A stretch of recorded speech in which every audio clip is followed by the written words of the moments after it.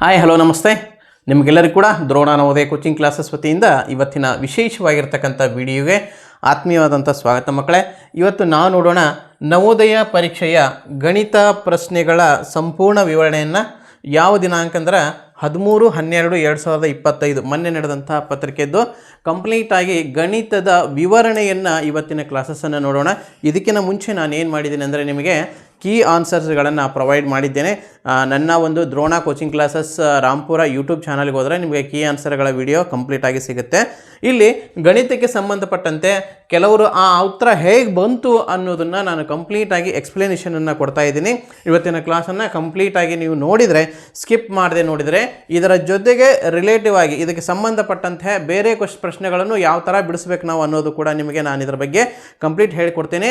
ಇದು ಕೇವಲ ನವೋದಯ ಪರೀಕ್ಷೆ ಮುಗೀತು ಅಂತೇಳಿ ನೀವು ತಾತ್ಸಾರಗೊಳ್ಳಬೇಡ್ರಿ. ಇದಾದ ಮೇಲೆ ನಾನು ಏನು ಮಾಡ್ತಾ ಇದ್ದೀನಿ ಅಂದರೆ ನೆಕ್ಸ್ಟ್ ವಿಡಿಯೋ ಯಾವ್ದು ಅಪ್ಲೋಡ್ ಮಾಡ್ತಾ ಇದ್ದೀನಿ ಅಂದರೆ ಯಾವ್ಯಾವ ಜಿಲ್ಲೆಗೆ ಎಷ್ಟೆಷ್ಟು ಕಟ್ ಆಫ್ ನಿಂದಿರುತ್ತೆ ಒಂದು ಅಂದಾಜು ಲೆಕ್ಕಾಚಾರವನ್ನು ಸಹ ನಾನು ನೆಕ್ಸ್ಟ್ ವಿಡಿಯೋವನ್ನು ಇವತ್ತು ಅಥವಾ ನಾಳೆ ನಿಮಗೆ ಅಪ್ಲೋಡ್ ಮಾಡ್ತೇನೆ. ಆ ವಿಡಿಯೋನು ಕೂಡ ನೀವು ನೋಡಿರಿ. ಅದರಲ್ಲಿ ಏನಿರುತ್ತೆ ಅಂತಂದರೆ ನೆಕ್ಸ್ಟ್ ವಿಡಿಯೋದಲ್ಲಿ ಲಾಸ್ಟ್ ಇಯರ್ ಯಾವ ಜಿಲ್ಲೆಗೆ ಯಾವ ಕ್ಯಾಸ್ಟಿಗೆ ಎಷ್ಟು ಕಟ್ ಆಫ್ ನಿಂತಿತ್ತು ಮತ್ತು ಒಂದು ಅಂದಾಜು ಲೆಕ್ಕಾಚಾರ ಎಷ್ಟಕ್ಕೆ ನಿಲ್ಲಬಹುದು ಅನ್ನೋ ಒಂದು ಲೆಕ್ಕಾಚಾರವನ್ನು ಕೂಡ ನಾನು ನಿಮಗೆ ಕೊಡ್ತೀನಿ. ಆ್ಯಕ್ಯುರೇಟ್ ಆಗಿರುತ್ತೆ, ಭಾಳ ಅಂದರೆ 1 ಮಾರ್ಕ್ಸು ಹೆಚ್ಚು ಅಥವಾ ಕಡಿಮೆ ಅನ್ನೋ ಒಂದು ಲೆಕ್ಕದಲ್ಲಿ ನಾನು ನಿಮಗೆ ಕಂಪ್ಲೀಟ್ ವಿವರಣೆಯನ್ನು ಕೊಡುವ ಕೆಲಸವನ್ನು ಮಾಡ್ತೀನಿ. ನೆಕ್ಸ್ಟ್ ವಿಡಿಯೋ ಕಟ್ ಆಫಿಗೆ ಸಂಬಂಧಪಟ್ಟಿರುತ್ತೆ. ಇವತ್ತಿನ ವಿಡಿಯೋದಲ್ಲಿ ನೀವೇನು ನೋಡ್ಬೋದು ಅನ್ನೋದಾಗಿದ್ದರೆ ಗಣಿತದ ವಿವರಣೆಯನ್ನು, ಇದು ನಿಮಗೆ ಎಲ್ಲಿ ಹೆಲ್ಪ್ ಆಗುತ್ತೆ ನೆಕ್ಸ್ಟ್ ಅನ್ನೋದಾದರೆ ನಿಮ್ಮ ಜೀವನಕ್ಕೆ ಹಿಡಿದು ನೆಕ್ಸ್ಟ್ ಸೈನಿಕಕ್ಕೆ ಬೇಕಾಗುತ್ತೆ, ನವೋದಯಕ್ಕೆ ಅಲ್ಲದೆ ಸೈನಿಕಕ್ಕೆ, ಮುರಾಜಿಗೆ, ಆದರ್ಶಕ್ಕೆ ಮತ್ತು ಕಿತ್ತೂರು ಸೈನಿಕ ಶಾಲೆಗೆ ಇತರೆ ಎಕ್ಸಾಮ್ಗಳಿಗೆ ಕೂಡ ಇದು ತುಂಬ ಯೂಸ್ಫುಲ್ ಆಗುತ್ತೆ. ಆದ್ದರಿಂದ ವಿಡಿಯೋವನ್ನು ಸಂಪೂರ್ಣವಾಗಿ ಸ್ಕಿಪ್ ಮಾಡದೆ ನೋಡಿ ಅಂತ ಹೇಳ್ತಾ ವಿಡಿಯೋನ ಸ್ಟಾರ್ಟ್ ಮಾಡೋಣ. ನಾನು ನಿಮ್ಮ DH Nandihal sir, Drona coaching classes Rampur. ನಮ್ಮದು ಇನ್ನೊಂದು ಶಾಖೆ ಇದೆ ಎಲ್ಲಿ ಅಂತಂದರೆ ದಾವಣಗೆರೆ ಜಿಲ್ಲೆಯ ಸಂತೆಬೆನ್ನೂರು ಹತ್ತಿರ ಇರುವಂಥ KV ಗ್ರಾಮ, ಕಸ್ತೂರ್ಬಾ ಗ್ರಾಮದಲ್ಲಿ ಇನ್ನೊಂದು ಶಾಖೆ ಕೂಡ ಇದೆ. ದಾವಣಗೆರೆ ಜಿಲ್ಲೆಯ ಸುತ್ತಮುತ್ತಲವರು ಅಲ್ಲಿ ಕೂಡ ನೀವು ಅಡ್ಮಿಷನ್ಗಳನ್ನು ತೆಗೆದುಕೊಳ್ಬೋದು.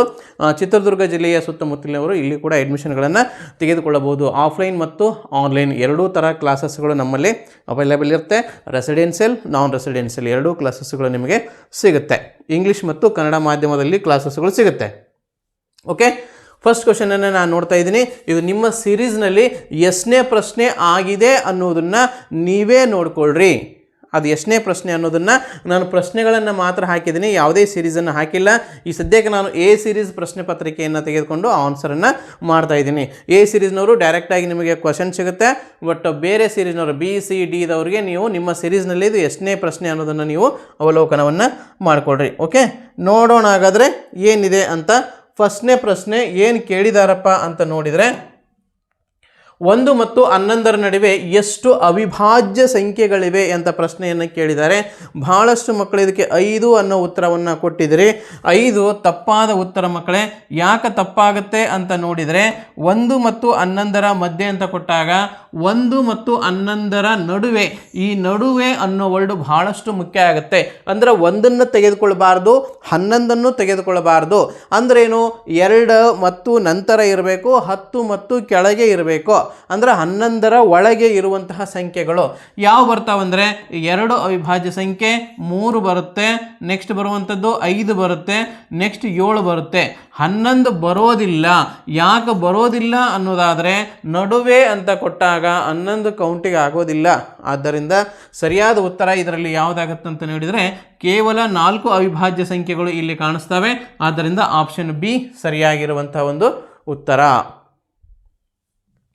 ಮುಂದಿನ ಪ್ರಶ್ನೆಯನ್ನು ನೋಡೋಣ. 999 ಮತ್ತು 9999ರ ಗುಣಲಬ್ಧವು. ನಾನು ಎಕ್ಸಾಮ್ಗೆ ನಿಮ್ಮನ್ನೇ ಕಳಿಸೋಕ್ಕಿಂತ ಮುಂಚೆ ಒಂದು 2 ಡೇಸ್ ಬ್ಯಾಕ್ ಇದರ ಬಗ್ಗೆ ಒಂದು ವಿಶೇಷವಾಗಿರ್ತಕ್ಕಂಥ ಕ್ಲಾಸನ್ನು ಮಾಡಿದ್ದೆ ಮಕ್ಕಳೇ. ಏನಂದರೆ 2 ಅಂಕಿ ದೊಡ್ಡ ಸಂಖ್ಯೆ ಮತ್ತು 3 ಅಂಕಿ ದೊಡ್ಡ ಸಂಖ್ಯೆಗಳ ಗುಣಲಬ್ಧ ಹೆಂಗ ಇಂಥವನ್ನೆಲ್ಲ ಲೆಕ್ಕಗಳನ್ನು ಮಾಡಿಸಿದ್ದೆ. ಅಂದರೆ ಯಾವುದಾದ್ರೂ ಒಂದು ಕಡೆ 9, 99, 999 ಇದ್ದರೆ ಅದಕ್ಕೊಂದು ಈಸಿ ವೇಯನ್ನು ನಿಮಗೆ ನಾನು ಕ್ಲಾಸಲ್ಲಿ ಹೇಳಿದ್ದೆ. ಇದಕ್ಕೆ ವಿಡಿಯೋ ಕೂಡ ನಾನು ಅಪ್ಲೋಡನ್ನು ಮಾಡಿದ್ದೀನಿ. ಹೆಂಗೆ ಮಾಡಬೇಕು ಈಸಿ ವೇ? ಎಲ್ಲವನ್ನು ಗುಣಾಕಾರ ಮಾಡಿಕೊಳ್ಳುವ ಅವಶ್ಯಕತೆ ಇಲ್ಲ. ಹೆಂಗೆ ಮಾಡಬೇಕು ಅನ್ನೋದನ್ನು ನೋಡಿರಿ.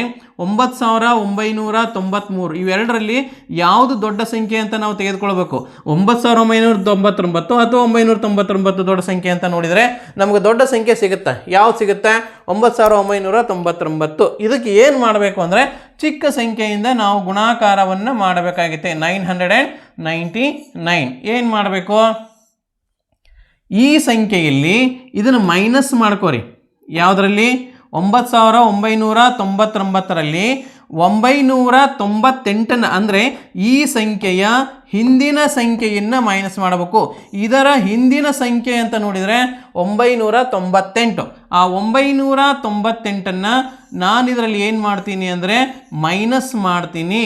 ಮೈನಸ್ ಮಾಡಿದರೆ 9 8 ಹೋದ್ರೆ 1, 9 9 0 0 9. ನೆಕ್ಸ್ಟ್ ಇದೇ ಸಂಖ್ಯೆಯನ್ನು ಯಾವುದನ್ನು? ಇದೇ ಸಂಖ್ಯೆಯನ್ನು ಇದರ ಮುಂದೆ ಇಡಬೇಕು. 998. ನೋಡಿರಿ ಆನ್ಸರ್ ಏನು ಬಂತು? 998901. 998901 ಆಪ್ಷನ್ ಸಿ ಸರಿಯಾಗಿದೆ. ನೀವಿಲ್ಲಿ ಕೇಳ್ಬೋದು, ಸರ್ ಇದು ಯಾವುದಕ್ಕಾದರೂ ಈ ಥರ ಮೆಥಡನ್ನು ಯೂಸ್ ಮಾಡ್ಕೋಬೋದಾ ಅಂತೇಳಿ. ಮಾಡ್ಬೋದು. ಬೇಕಾದ್ರೆ ಎಕ್ಸಾಂಪಲ್ ನಿಮ್ಗೆ ತೋರಿಸ್ತೀನಿ. ಏನು? ಒಂದು ಕಡೆ 999 ಈ ಥರ ಇದ್ದರೆ ಸಾಕು. ಹೇಗೆ? ಎಕ್ಸಾಂಪಲ್ 999 ಇಂಟು 367 ಐತೆ ಅಂತ ಅನ್ಕೋರಿ. ಎಷ್ಟು? 367. ಹಾಗಾದ್ರೆ ಏನು ಮಾಡ್ಬೇಕು ನಾವಿಲ್ಲಿ? ಇದರ ಹಿಂದಿನ ಸಂಖ್ಯೆ 367ರ ಹಿಂದಿನ ಸಂಖ್ಯೆ ತೊಗೊತೀವಿ. 367ರ ಹಿಂದಿನ ಸಂಖ್ಯೆ 366. 9ರಾಗ 6 ಹೋದರೆ 3, 9ರಾಗ 6 ಹೋದ್ರೆ 3, 9ರ 3 ಹೋದರೆ 6. ಇದೇ ಸಂಖ್ಯೆಯನ್ನು ಮುಂದಿಡ್ರಿ. ಮುಂದೆ 966 ಇದ್ರ ಉತ್ತರ ಆಗಿರುತ್ತೆ. ಓಕೆ ಅಲ್ವಾ? ಈ ಥರ ಯಾವುದೇ ಲೆಕ್ಕವನ್ನು ನೀವು ಈಸಿ ವೇಯಲ್ಲಿ ಮಾಡ್ಬೋದು. ಇದರ ಬಗ್ಗೆ ಒಂದು ಟಾಪಿಕನ್ನು ಕೂಡ ನಿಮಗೆ ಆಲ್ರೆಡಿ ಮಾಡಿದ್ದೀನಿ. ಯಾವ ಸಂಖ್ಯೆ ಆದರೂ ತೊಗೋಬೋದು.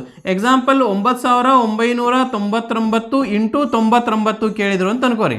ಇದನ್ನು ಬಹಳ ಈಸಿ ಐತೆ. 99ರ ಹಿಂದಿನ ಸಂಖ್ಯೆ ಯಾವುದು? 98. 98ನ್ನು ನಾವಿಲ್ಲಿ ಮೈನಸ್ ಮಾಡ್ತೀವಿ.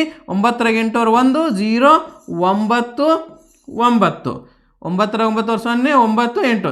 ಇದೇ ಸಂಖ್ಯೆಯನ್ನು ಮುಂದಿಡಬೇಕೀಗ 98. ಇದ್ರ ಉತ್ತರ ಆಗಿರುತ್ತೆ ಅಲ್ವಾ? ಈ ಥರ ಈಸಿ ವೇಯಲ್ಲಿ ನಾವು ಲೆಕ್ಕವನ್ನು ಮಾಡ್ಬೋದು. ಆಪ್ಷನ್ ಸಿ ಸರಿಯಾದಂಥ ಒಂದು ಉತ್ತರ. ಮುಂದಿನ ಲೆಕ್ಕ ನೋಡೋಣ. ಪ್ರಶ್ನೆ ಸಂಖ್ಯೆ 3. 0.2 ಮತ್ತು 0.03ರ ಗುಣಲಬ್ಧವು. ನಾನು ನಿಮಗೆ ಎವ್ರಿಡೇ ಕ್ಲಾಸಸ್ಸಲ್ಲಿ ಹೇಳ್ತಾ ಇರ್ತೀನಿ ಮಕ್ಕಳೇ, ಏನಂದರೆ ಭಿನ್ನರಾಶಿ ದಶಮಾಂಶದಿಂದ ಭಿನ್ನರಾಶಿ ಮಾಡಿರಿ, ಭಿನ್ನರಾಶಿಯಿಂದ ದಶಮಾಂಶಕ್ಕೆ ಮಾಡಿರಿ. ಇದಕ್ಕೆ ಸಂಬಂಧಪಟ್ಟಂತೆ 2 ರಿಂದ 3 ಕ್ವಶನ್ಗಳು ಕಡ್ಡಾಯವಾಗಿ ಬಂದೇ ಬರ್ತಾವಂತೇಳಿ ಆಲ್ರೆಡಿ ನಾನು ನಿಮಗೆ ಸಿಲೆಬಸ್ಸನ್ನು ಕೂಡ ಬರ್ಸಿದ್ದೆ. ಇದ್ರ ಮೇಲೆ ಪ್ರಶ್ನೆ ಬರ್ತದಂತೇಳಿ ಒಂದು ಸಾರಿ ಪ್ರಶ್ನೆ ಪತ್ರಿಕೆಯನ್ನು ಪಕ್ಕದಾಗಿ ಇಟ್ಕೊಂಡು ನಾನು ಬರ್ಸಿರ್ತಕ್ಕಂಥ ಸಿಲೆಬಸ್ಸನ್ನು ಪಕ್ಕಕ್ಕೆ ಇಟ್ಕೊಂಡು ನೋಡ್ರಿ. 100% ಅದರಲ್ಲಿನೇ ಪ್ರಶ್ನೆಗಳು ಬಂದಿದ್ದಾವೆ. ನಾವೇ ನಿಮಗೆ ನೋಟ್ಸನ್ನು ಬರ್ಸೀನಿ, ಅದೇ ನೋಟ್ಸಲ್ಲಿ ಪ್ರಶ್ನೆಗಳು ಬಂದಿದ್ದಾವೆ. 100% ಗಣಿತಕ್ಕೆ 20ಕ್ಕೆ 20 ಅಂಕಗಳನ್ನು ತೆಗೆದುಕೊಳ್ಳುವ ಮಟ್ಟಕ್ಕೆ ಹೈ ಸ್ಕೋರ್ ಆಗಿದ್ದು ಗಣಿತದಲ್ಲಿನೇ. ಹೈಯೆಸ್ಟ್ ಸ್ಕೋರ್ ಬಂದಿದ್ದು ಗಣಿತ ವಿಷಯದಲ್ಲಿ ಮತ್ತು ಮೆಂಟಲ್ ಎಬಿಲಿಟಿಯಲ್ಲಿ ನೀವು ಹೈಯೆಸ್ಟ್ ಸ್ಕೋರನ್ನು ಮಾಡಲಿಕ್ಕೆ ಕಾರಣ ಆಗಿದ್ದು ಆ ಸಿಲೆಬಸ್ಸೇ ಕಾರಣ ಆಗಿರ್ತದ. Okay right. ಹಾಗಾದ್ರೆ 0.2 ಇಂಟು 0.03ರ ಗುಣಲಬ್ಧ ಏನು ಅಂತ ಕೇಳೋಣ. 0.03ಕ್ಕೆ ನಾನು 0.2ರಿಂದ ಗುಣಾಕಾರವನ್ನು ಮಾಡಬೇಕಾಗಿರ್ತದೆ. ನೀವು ಕೇಳ್ಬೋದು, ಸರ್ ಅಲ್ಲಿ 0.2 ಮತ್ತು 0.3 ಕೇಳಾರ ನೀವು ಫಸ್ಟ್ ಇದನ್ನು ತೊಗೊಂಡಿರಲ್ರಿ, ಯಾವ್ದು ತೊಗೊಂಡ್ರೂ ಸಮಸ್ಯೆ ಆಗಲ್ಲ. A into B = B into A ಇದು ಗಣಿತದ ಒಂದು ನಿಯಮ ಆಗಿರ್ತದೆ. ಆದ್ದರಿಂದ ರೈಟ್. ಹಾಗಾದರೆ 3 2 6, ಇಲ್ಲಿ 2 ಸ್ಥಾನ, ಇಲ್ಲಿ 1 ಸ್ಥಾನ, 3 ಸ್ಥಾನ ಬೇಕಾಗುತ್ತೆ ಬಿಂದುವಿನ ನಂತರ. ಇಲ್ಲಿ 1 ಸ್ಥಾನ ಇದೆ, ಇನ್ನೂ 2 ಸ್ಥಾನ ನನಗೆ ಬೇಕು. ಆದ್ದರಿಂದ 0.006 ಸರಿಯಾದಂಥ ಒಂದು ಉತ್ತರ. ಆಪ್ಷನ್ ಎ ಸರಿಯಾಗಿದೆ. ಮುಂದಿನ ಪ್ರಶ್ನೆ 64ರ ಎಲ್ಲ ಅಪವರ್ತನಗಳ ಮೊತ್ತ ಎಷ್ಟು ಅಂತ ಕೇಳಿದ್ದಾರೆ. 64ರ ಎಲ್ಲ ಅಪವರ್ತನಗಳು ನಮಗೆ ಗೊತ್ತಿತ್ತು ಅಂತಂದರೆ ನಾವೇನು ಮಾಡ್ಬೋದು? ಅದರ ಮೊತ್ತವನ್ನು ಹೇಳ್ಬೋದು. ಏನಿದೆ 64ರ ಎಲ್ಲ ಅಪವರ್ತನಗಳನ್ನು? ಫಸ್ಟ್ ಅವುಗಳ ಮೊತ್ತವನ್ನು ನಾವಿಲ್ಲಿ ನೋಡ್ಕೊಳ್ಳೋಣ. ಯಾವುದ್ರದ್ದು? 64ರ ಎಲ್ಲ ಅಪವರ್ತನಗಳ ಮೊತ್ತವನ್ನು ನೋಡಿದರೆ ಏನೇನು ಬರುತ್ತೆ? ಎಕ್ಸಾಂಪಲ್ 64ನ್ನು ನಾನು ಭಾಗಿಸ್ತೀನಿ. ಯಾವುದರಿಂದ? ಎಲ್ಲ ಸಂಖ್ಯೆಗಳು 1ರಿಂದ ಹೋಗಲೇಬೇಕಲ್ವಾ? ಆದ್ದರಿಂದ 1 64 ಬರ್ತದೆ. ನೆಕ್ಸ್ಟ್ ನಾ 2ರಿಂದ ತೊಗೊಂಡ್ರೆ ಇದು ಅರ್ಧ ಆಗುತ್ತೆ. 2 3 2 2 2 32 64. 3 ಮಗ್ಯಾಗಂತೂ ಬರೋದಿಲ್ಲ, 4 ಮಗ್ಯಾಗ ಬರ್ತೈತೆ. 4 ಇಂಟು 4 1ಲೇ 4 4 6ಲೇ 24 ಅಂದರೆ 16 4ಲೇ 64 ಬರುತ್ತೆ. 5 ಬರಲ್ಲ, 6 ಬರಲ್ಲ, 7 ಬರಲ್ಲ, 8 8 64 ಬರುತ್ತೆ. 8 8ಲೇ 64. 8 2 ಸಾರಿ ಬಂದಿರೋದ್ರಿಂದ ಇದನ್ನೇನು ಮಾಡಿರಿ, 1 ಸಾರಿ ಮಾತ್ರ ನೀವು ತೆಗೆದುಕೊಳ್ರಿ. ಹಾಗಾದ್ರೆ ಎಲ್ಲ ಸಂಖ್ಯೆಗಳನ್ನು ಪ್ಲಸ್ ಮಾಡಿರಿ. ಪ್ಲಸ್ ಮಾಡಿದರೆ ನಿಮಗೆ ಆನ್ಸರ್ ಸಿಗುತ್ತೆ. ಪ್ಲಸ್ ಮಾಡಬೇಕು. ಹಾಗಾದರೆ ಯಾವುದ್ಯಾವುದನ್ನು ಪ್ಲಸ್ ಮಾಡಬೇಕು? 64, 32, 16, ನೆಕ್ಸ್ಟ್ ಇದೊಂದು 8 2 ಸಲ ಬಂದಿರೋದನ್ನು ಒಂದು ಸಲ ತೊಗೊತೀನಿ. 4 2 1 ಎಲ್ಲವನ್ನು ಪ್ಲಸ್ ಮಾಡಿರಿ. 4 2 6 6 12 12 6 3 18 6 4 24 25 26 27 3 6 9 10 11 12 127 ಸರಿಯಾದಂಥ ಉತ್ತರ ಆಪ್ಷನ್ ಸಿ ಸರಿಯಾಗಿರುವಂಥ ಒಂದು ಉತ್ತರವಾಗಿದೆ. ಪ್ರಶ್ನೆ ಸಂಖ್ಯೆ 5. 20 30ಗಳ ನಡುವಿನ ಮಹತ್ತಮ ಸಾಮಾನ್ಯ ಅಪವರ್ತನವು 20 ಮತ್ತು 30ರ ನಡುವಿನ ಮಹತ್ತಮ ಸಾಮಾನ್ಯ ಅಪವರ್ತವು ಅಂತಂದರೆ ಅದರ ಮಸಾವನ್ನು ಮಾಡುವ ಕ್ರಿಯೆಯಾಗಿದೆ. ಬಹಳಷ್ಟು ಈಸಿಯಾಗಿರ್ತಕ್ಕಂಥದ್ದು. 20 ಮತ್ತು 30ರ ಮಸಾವನ್ನು ನೀವು ಮಾಡ್ತೀರಿ.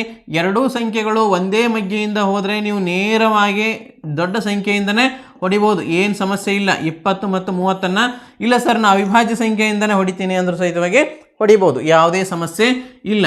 ನಾನು 2ರಿಂದ ತೊಗೊತೀನಿ ಸರ್ ಅಂದರೆ 2 10ಲೇ 2 15ಲೇ ಬರುತ್ತೆ ಅಲ್ವಾ. ನೆಕ್ಸ್ಟು ಯಾವುದರಿಂದ ಬರುತ್ತೆ? ಹೋಗೋದಿಲ್ಲಲ್ಲ, 5ರಿಂದ ಹೋಗುತ್ತೆ ನೋಡ್ರಿ. 5 2ಲೇ 10 5 3ಲೇ. ಮುಂದೆ 2 ಸಂಖ್ಯೆ ಹೋದ್ರೆ ಮಾತ್ರ ಕಂಟಿನ್ಯೂ ಮಾಡಬೇಕು, ಇಲ್ಲ ಅಂದರೆ ಇಲ್ಲ. ಆದ್ದರಿಂದ ಈ ಸಂಖ್ಯೆಗಳ ಗುಣಲಬ್ಧ 2 × 5 = 10. ಕಾಮನ್ ಆಗಿ ನೋಡಿದ ತಕ್ಷಣ ಇದಕ್ಕೆ ಆ್ಯಕ್ಚುಲಿ ಲೆಕ್ಕ ಮಾಡೋ ಅವಶ್ಯಕತೆಯೇ ಇಲ್ಲ, ನೇರವಾಗಿ ನಾವು ಆನ್ಸರ್ನ ಹಾಕ್ಬೋದು. ಸರಿಯಾದ ಉತ್ತರ ಆಪ್ಷನ್ ಸಿ ಸರಿಯಾಗಿದೆ. 20 ಮತ್ತು 30ರ ನಡುವಿನ ಸಾಮಾನ್ಯ ವರ್ತನವು ಏನಾಗೈತಪ್ಪ ಅಂತಂದರೆ 10. ಮುಂದಿನ ಲೆಕ್ಕ. Okay, Drona coaching classes Rampura ತಾಲೂಕು ಮೊಣಕಾಲ್ಮೂರು, ಜಿಲ್ಲಾ ಚಿತ್ರದುರ್ಗ. ಎಲ್ಲಿ ಬರುತ್ತೆ ಅನ್ನೋದಾಯ್ತಂದರೆ ಚಿತ್ರದುರ್ಗ ಜಿಲ್ಲೆಯ ಮೊಣಕಾಲ್ಮೂರು ತಾಲೂಕಿನ ರಾಂಪುರದಲ್ಲಿ ಬರುವಂಥದ್ದು. ಇದು SGM PU ಕಾಲೇಜ್ನಲ್ಲಿ ವಿಶೇಷವಾಗಿ ನಡೀತಕ್ಕಂಥ ಕೋಚಿಂಗ್ ಸಂಸ್ಥೆಯಾಗಿದ್ದು ಇದು ಪೆಟ್ರೋಲ್ ಬಂಕ್ ಹಿಂಭಾಗದಲ್ಲಿ ಇದೆ. ಸಮ್ಮರ್ ವೆಕೇಷನ್ ಆಲ್ರೆಡಿ ನಮ್ಮ ಅಡ್ಮಿಷನ್ಗಳು ಪ್ರಾರಂಭವಾಗಿದ್ದು ಯಾರೆಲ್ಲ ನಿಮ್ಮ ಮನೆಯಲ್ಲಿ 3rd and 4th ಇರ್ತಕ್ಕಂಥವ್ರು ನೆಕ್ಸ್ಟ್ ಏಪ್ರಿಲಿಂದ ಅವರು 4th and 5th ಆಗುವಂಥವ್ರಿಗೆ ವಿಶೇಷವಾಗಿರ್ತಕ್ಕಂಥ ಸಮ್ಮರ್ ಕ್ಲಾಸಸ್ಗಳನ್ನು ನಾವು ಮಾಡ್ತಾ ಇದ್ದೀವಿ. 4th 5th 6th 7th up to 8th ಕ್ಲಾಸಸ್ಗಳನ್ನು ಸಮ್ಮರ್ ವೆಕೇಷನ್ ಕ್ಲಾಸ್ಗಳನ್ನು ಬೇಸಿಕ್ ಫೌಂಡೇಶನ್ ಕ್ಲಾಸ್ಗಳನ್ನು ಮಾಡಲಾಗುತ್ತೆ. ಕನ್ನಡ, ಮ್ಯಾಥ್ಸ್ ಮತ್ತು ಇಂಗ್ಲೀಷ್ ವಿಷಯಕ್ಕೆ ಸಂಬಂಧಪಟ್ಟಂತೆ ಕನ್ನಡ ಮತ್ತು ಇಂಗ್ಲೀಷ್ ಮಾಧ್ಯಮದಲ್ಲಿ ವಸತಿ ಸಹಿತವಾಗಿ ಮತ್ತು ವಸತಿ ರಹಿತವಾಗಿ ಕ್ಲಾಸಸ್ಗಳನ್ನು ಮಾಡಲಾಗುತ್ತೆ. ಇದಲ್ಲದೆ ಸಹಿತವಾಗಿ ನಾವು ಬೇಸಿಗೆಯಲ್ಲಿ ಎಲ್ಲಿ ಹೋಗೋಕ್ಕಾಗಲ್ಲ ಅನ್ನೋರಿದ್ದರೆ ಅವ್ರಿಗೆ ಆನ್ಲೈನ್ ಕ್ಲಾಸಸ್ಗಳನ್ನು ಕೂಡ ಕೊಡ್ತಾ ಇದ್ದೇವೆ. ಆನ್ಲೈನ್ ಕ್ಲಾಸ್ ಎಲ್ಲ ಕಾಂಪಿಟೇಟಿವ್ ಎಕ್ಸಾಮ್ಗೆ ಸಂಬಂಧಪಟ್ಟಂತೆ ಬೇಸಿಕ್ ಫೌಂಡೇಶನ್ನಿಂದ ಹಿಡ್ಕೊಂಡು ನವೋದಯ, ಸೈನಿಕ, ಆದರ್ಶಿ, ಮೊರಾರ್ಜಿ, ಕಿತ್ತೂರು ಸೈನಿಕ ಶಾಲೆಗೆ ಸಂಬಂಧಪಟ್ಟಂತೆ ಎಲ್ಲ ಟೋಟಲ್ ಪ್ಯಾಕೇಜನ್ನು ನಾವು ನಿಮಗೆ ಆನ್ಲೈನ್ ಕ್ಲಾಸಸ್ಸಲ್ಲೇ ಕೊಡ್ತೇವೆ. ಆನ್ಲೈನ್ ಕ್ಲಾಸಸ್ಸಲ್ಲಿ ಕೂಡ ನೀವು ವಿಶೇಷವಾದ ಕ್ಲಾಸಸ್ಗಳನ್ನು ತೆಗೆದುಕೊಳ್ಳಬಹುದು. ಆನ್ಲೈನ್ ಕ್ಲಾಸಸ್ಸು ಅವೈಲೇಬಲ್ ಇದೆ. ಯಾವಾಗಿಂದ ಅಂದರೆ ಏಪ್ರಿಲ್ 1ರಿಂದ ಅದರ ಕ್ಲಾಸಸ್ಗಳು ಕೂಡ ಸ್ಟಾರ್ಟ್ ಆಗುತ್ತೆ. ನಿಮಗೆ ಅಪ್ಲೋಡೆಡ್ ವಿಡಿಯೋಗಳನ್ನು ಕೂಡ ಕೊಡ್ತೇವೆ. ಅದಲ್ಲದೆ ನಿಮಗೆ ಲೈವ್ ಕ್ಲಾಸಸ್ಗಳನ್ನು ಎವ್ರಿಡೇ ಜೂಮ್ ಲೈವನ್ನು ಕೂಡ ಸಹ ಅಲ್ಲೇ ಕೊಡಲಾಗುತ್ತೆ. ಎರಡೂ ರೀತಿಯಿಂದ ಮಕ್ಕಳನ್ನು ಪರ್ಫೆಕ್ಟ್ ಮಾಡುವ ಒಂದು ಯೋಜನೆಯನ್ನು ಮಾಡಲಾಗುವುದು. ಇದಕ್ಕೆ ಸಂಬಂಧಪಟ್ಟಂತೆ ನಿಮಗೇನಾದರೂ ಎನ್ಕ್ವೈರೀಸ್ ಇದ್ದರೆ ನೀವು ಕಾಂಟ್ಯಾಕ್ಟ್ ಮಾಡಬೇಕಾಗಿರ್ತಕ್ಕಂಥ ನಂಬರ್ 9986972170, 9538157686, 9741312170 ಈ ನಂಬರ್ಗಳಿಗೆ ನೀವು ಕಾಂಟ್ಯಾಕ್ಟನ್ನು ಮಾಡಬಹುದು. ಅದಲ್ಲದೆ ನಮ್ಮದು ಇನ್ನೊಂದು ಉಪಶಾಖೆ ಇದ್ದು ಆ ಉಪಶಾಖೆ ದಾವಣಗೆರೆ ಜಿಲ್ಲೆಯ ಸಂತೆಬೆನ್ನೂರ ಹತ್ತಿರ ಇರುವಂಥ KB ಗ್ರಾಮದಲ್ಲಿದೆ. ಅಲ್ಲಿ ಸುತ್ತಮುತ್ತಲೇ ಇರುವಂಥವ್ರು ಏನಾದರೂ ಅಡ್ಮಿಷನ್ ಬೇಕಾಗಿತ್ತು ಅಂತಂದರೆ 2ನೇ ನಂಬರ್ಗೆ 9538157686 ಈ ನಂಬರ್ಗೆ ನೀವು ಕಾಂಟ್ಯಾಕ್ಟನ್ನು ಮಾಡ್ಬೋದು. ಆನ್ಲೈನ್ ಎನ್ಕ್ವೈರೀಸ್ ಏನಾದರೂ ಇದ್ದರೆ, ಆನ್ಲೈನ್ ಕ್ಲಾಸಸ್ ಬಗ್ಗೆ ಎನ್ಕ್ವೈರಿಗಳಿದ್ದರೆ 9741312170 ಈ ನಂಬರ್ಗೆ ನೀವು ಕಾಂಟ್ಯಾಕ್ಟನ್ನು ಮಾಡ್ಬೋದು. ಮುಂದಿನ ಪ್ರಶ್ನೆ ನೋಡೋಣ. ಕೊಟ್ಟಿರುವ ಕೆಳಗಿನ ಲೆಕ್ಕವನ್ನು ಸರಳೀಕರಿಸಿದಾಗ ದೊರಕುವ ಉತ್ತರ ಏನಾಗುತ್ತೆ ಅಂತೇಳಿ ಕೇಳಿದ್ದಾರೆ. ಬಹಳ ಸಿಂಪಲ್ ಆಗಿರ್ತಕ್ಕಂಥ ಲೆಕ್ಕವನ್ನು ಕೇಳಿದ್ದಾರೆ. ಈ ವರ್ಷದ ನವೋದಯ ಕ್ವಶನ್ ಪೇಪರ್ ಎಷ್ಟು ಈಸಿಯಾಗಿತ್ತು ಅಂದರೆ ಈಸಿಯಲ್ಲೇ ಈಸಿ.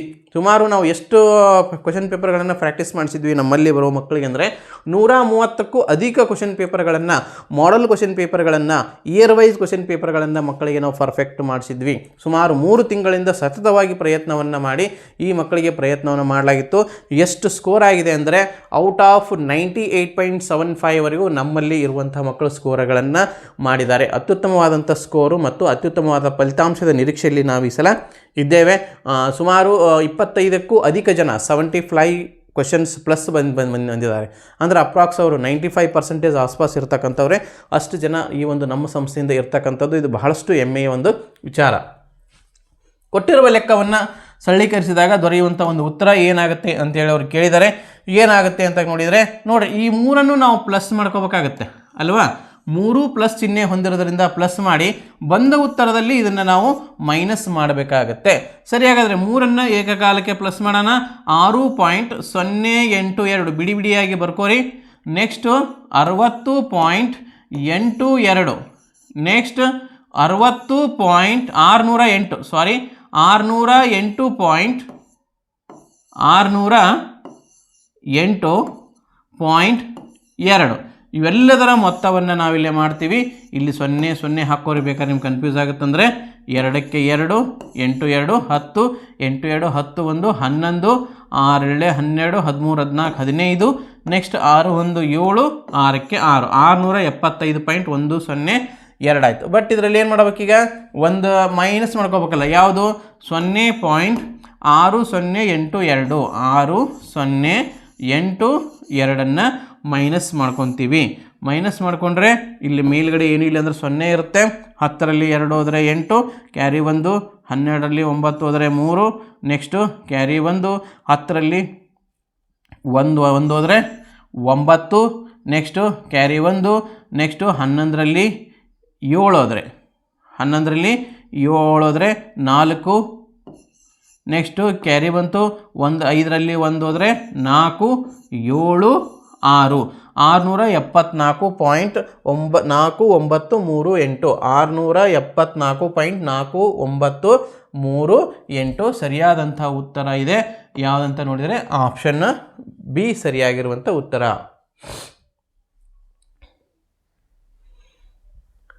ನಂಬರ್ 7, 0.1 ಇಂಟು 0.1 ಇಂಟು 0.1 ಇದರ ಉತ್ತರ ಏನಾಗುತ್ತೆ ಅಂತ ಕೇಳಿದ್ದಾರೆ.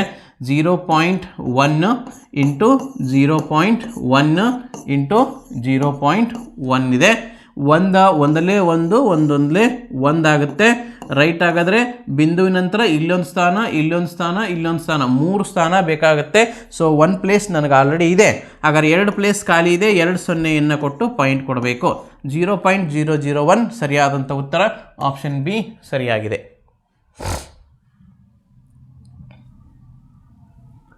ಪ್ರಶ್ನೆ 8,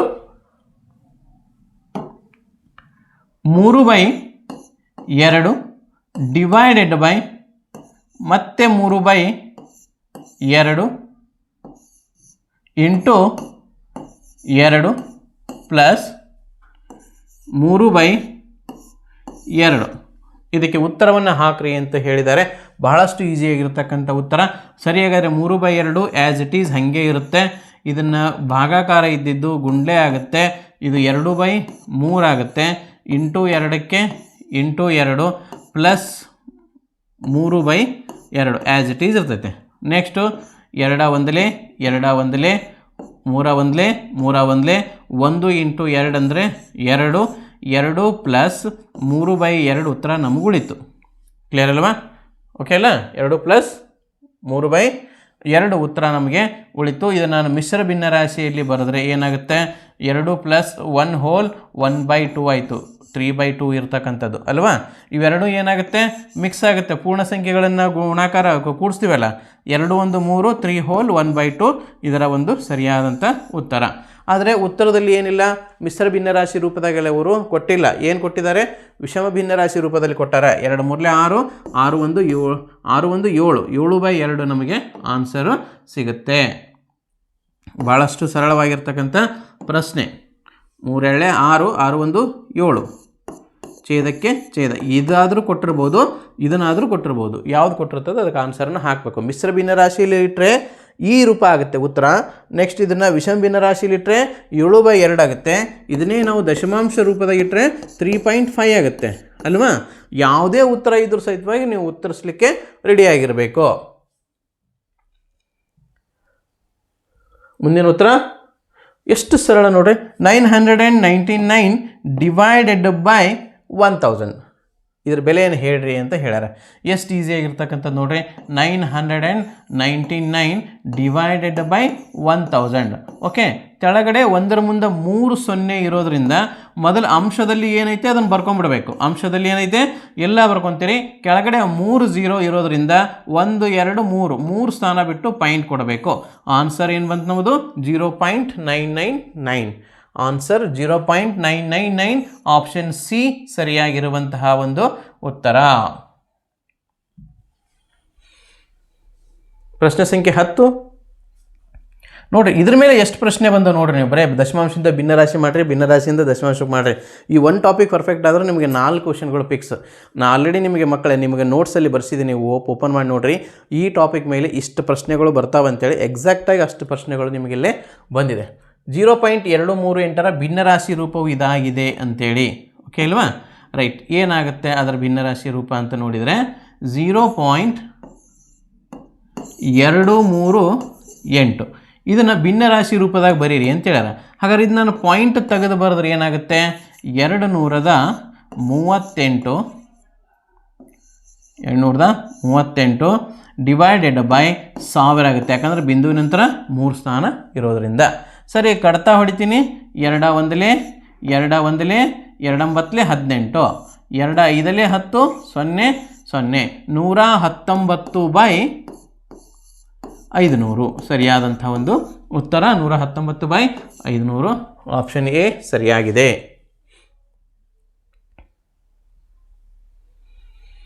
ಪ್ರಶ್ನೆ ಸಂಖ್ಯೆ 11ಕ್ಕಿಂತ ಮುಂಚೆ ನಮ್ಮ Drona Navodaya coaching classes, Drona Navodaya academy KB ಗ್ರಾಮ. ಆಲ್ರೆಡಿ ನಾನು ನಿಮಗೆ ಹೇಳಿದ್ದೆ ನಮ್ಮದು ಇನ್ನೊಂದು ಶಾಖೆ ಇದೆ ಅಂಥೇಳಿ. ಎಲ್ಲಿ ಅಂತ ನೋಡಿದರೆ ದಾವಣಗೆರೆ ಜಿಲ್ಲೆಯ ಸಂತೆಬೆನ್ನೂರು ಹತ್ರ ಇರುವಂತಹ KB ಗ್ರಾಮದಲ್ಲಿ ಒಂದು ಶಾಖೆ ಇದೆ. ದೂರದ ಊರಿಂದ ಬರುವಂಥವರು, ಚಿತ್ರದುರ್ಗ ಜಿಲ್ಲೆಯ ರಾಂಪುರಿಗೆ ಬರಬೇಕಾದಂಥವ್ರಿಗೆ ದೂರ ಆಗುತ್ತಂತೇಳಿ ಬಹಳಷ್ಟು ಪೇರೆಂಟ್ಸ್ ಒಂದು ಬೇಡಿಕೆಯನ್ನು ಇಟ್ಟಿದ್ರಿ. ಅವರ ಒಂದು ಬೇಡಿಕೆ ಫಲವಾಗಿ ಪ್ರಥಮ ವರ್ಷದಲ್ಲಿ ಆಲ್ರೆಡಿ 1 ವರ್ಷ ಆಯ್ತು. ಈಗ ಅಲ್ಲಿ ಕೂಡ ಒಂದು ಬ್ರ್ಯಾಂಚಸ್ಗಳನ್ನು ಮಾಡ್ಕೊಂಡಿದ್ದು ಕೇವಲ 100 ಮಕ್ಕಳನ್ನು ಅಲ್ಲಿ ವಸತಿ ಸಹಿತವಾಗಿ ಕ್ಲಾಸಸ್ಗಳನ್ನು ಮಾಡ್ತಾ ಇದ್ದೇವೆ. ಯಾರಿಗೆಲ್ಲ ಮಕ್ಕಳಿಗೆ ಅಲ್ಲಿ ನಿಯರ್ ಆಗುವಂಥವರು, ಆ ಒಂದು ದಾವಣಗೆರೆ ಜಿಲ್ಲೆ ಮತ್ತು ಚಿತ್ರದುರ್ಗ ಜಿಲ್ಲೆಗೆ ಸಂಬಂಧಪಟ್ಟಂತೆ ನಿಯರ್ ಆಗಿರುವಂಥವರು, ಶಿವಮೊಗ್ಗ ಜಿಲ್ಲೆ ಮತ್ತು ಚಿಕ್ಕಮಗಳೂರು ಜಿಲ್ಲೆ, ಆ ಒಂದು ಜಿಲ್ಲೆಯವರು ಆ ಒಂದು ಸದುಪಯೋಗವನ್ನು ನೀವಲ್ಲಿ ತೆಗೆದುಕೊಳ್ಬೋದು. ಅಲ್ಲೊಂದು ಬ್ರ್ಯಾಂಚಸ್ಗಳನ್ನು ಕೂಡ ಇಲ್ಲೇ ಮಾಡಿದ್ದೇನೆ. ಎಲ್ಲಿ ಬರುತ್ತೆ ಅಂದರೆ ಚನ್ನಗಿರಿ ತಾಲೂಕು ಮತ್ತು ದಾವಣಗೆರೆ ಜಿಲ್ಲೆಯಲ್ಲಿ ಬರ್ತಕ್ಕಂಥದ್ದು KB ಗ್ರಾಮ. ಸಂತೆಬೆನ್ನೂರಿನಿಂದ ಕೇವಲ 7 ಕಿಲೋಮೀಟರ್ ಅಂತರದಲ್ಲಿ ಇರುವಂಥದ್ದು KB ಗ್ರಾಮ, ಕಸ್ತೂರ್ಬಾ ಗ್ರಾಮ ಅಂತ ಕೂಡ ಅದಕ್ಕೆ ಕರೀತಾರೆ. ಅಲ್ಲಿ ಕೂಡ ಸಮ್ಮರ್ ವೆಕೇಷನ್ ಪ್ರಾರಂಭವಾಗುತ್ತೆ. ರೆಸಿಡೆನ್ಷಿಯಲ್ ಆ್ಯಂಡ್ ನಾನ್ ರೆಸಿಡೆನ್ಷಿಯಲ್ ಇರುತ್ತೆ. ಕನ್ನಡ ಆ್ಯಂಡ್ ಇಂಗ್ಲೀಷ್ ಮೀಡಿಯಮ್ನಲ್ಲಿ ಅಲ್ಲಿ ಕೂಡ ಕ್ಲಾಸಸ್ಗಳನ್ನು ಮಾಡಲಾಗುತ್ತೆ ಮತ್ತು ಆನ್ಲೈನ್ ಕ್ಲಾಸಸ್ಗಳು ಕೂಡ ಅಲ್ಲಿ ಕೂಡ ಲಭ್ಯವಿರುತ್ತೆ. ಕಂಪ್ಲೀಟಾಗಿ ನೀವು ಇದರ ಸದುಪಯೋಗವನ್ನು ತೆಗೆದುಕೊಳ್ಬೋದು. ನೆಕ್ಸ್ಟ್ 100 ಸೆಂಟಿಮೀಟರ್ ಸ್ಕ್ವೇರ್, ಇದನ್ನು ಮೀಟರ್ ಸ್ಕ್ವೇರ್ ಅಂದರೆ ವರ್ಗ ಮೀಟರ್ಗೆ ಪರಿವರ್ತಿಸಲಾಗಿದೆ. ಸಿಗುವ ಉತ್ತರ ಏನಾಗುತ್ತೆ ಅಂತ ಕೇಳಿದ್ದಾರೆ. ಇದರ ಬಗ್ಗೆ ಕೂಡ ಮಕ್ಕಳೇ ನಿಮಗೆ ಲಾಸ್ಟ್ ನಾನು ಕಳಿಸ್ಬೇಕಾದ್ರೆ ಕ್ಲಾಸಸ್ಸನ್ನು ಮಾಡಿದ್ದೆ. ಇನ್ ಕೇಸ್ ನೀವೆಲ್ಲ ಉತ್ತರ ಮಾಡ್ತೀರಿ, ಉತ್ತರ ಮಾಡಿದಾಗ ನಿಮಗೆ ನೆನಪು ಇರಬಹುದು. ಉತ್ತರ ಮಾಡಿದಾಗ ಇನ್ ಕೇಸ್ ನಿಮ್ಮ ಉತ್ತರ ಅದರಲ್ಲಿ ಇರಲ್ಲ. ಯಾಕಿರಲ್ಲ ಅಂದರೆ ನೀವು ಸೆಂಟಿಮೀಟರ್ ಸ್ಕ್ವೇರ್ನೇ ನಿಮ್ಮ ಉತ್ತರ ಬಂದಿರುತ್ತೆ. ಉತ್ತರವನ್ನು ಮೀಟರ್ ಸ್ಕ್ವೇರ್ನೇ ಕೊಟ್ಟಿದ್ರೆ ಹೆಂಗೆ ಮಾಡಬೇಕು ಅನ್ನೋದನ್ನು ನಿಮಗೆ ಕ್ಲಾಸಸ್ಸನ್ನು ಮಾಡಲಾಗಿತ್ತು.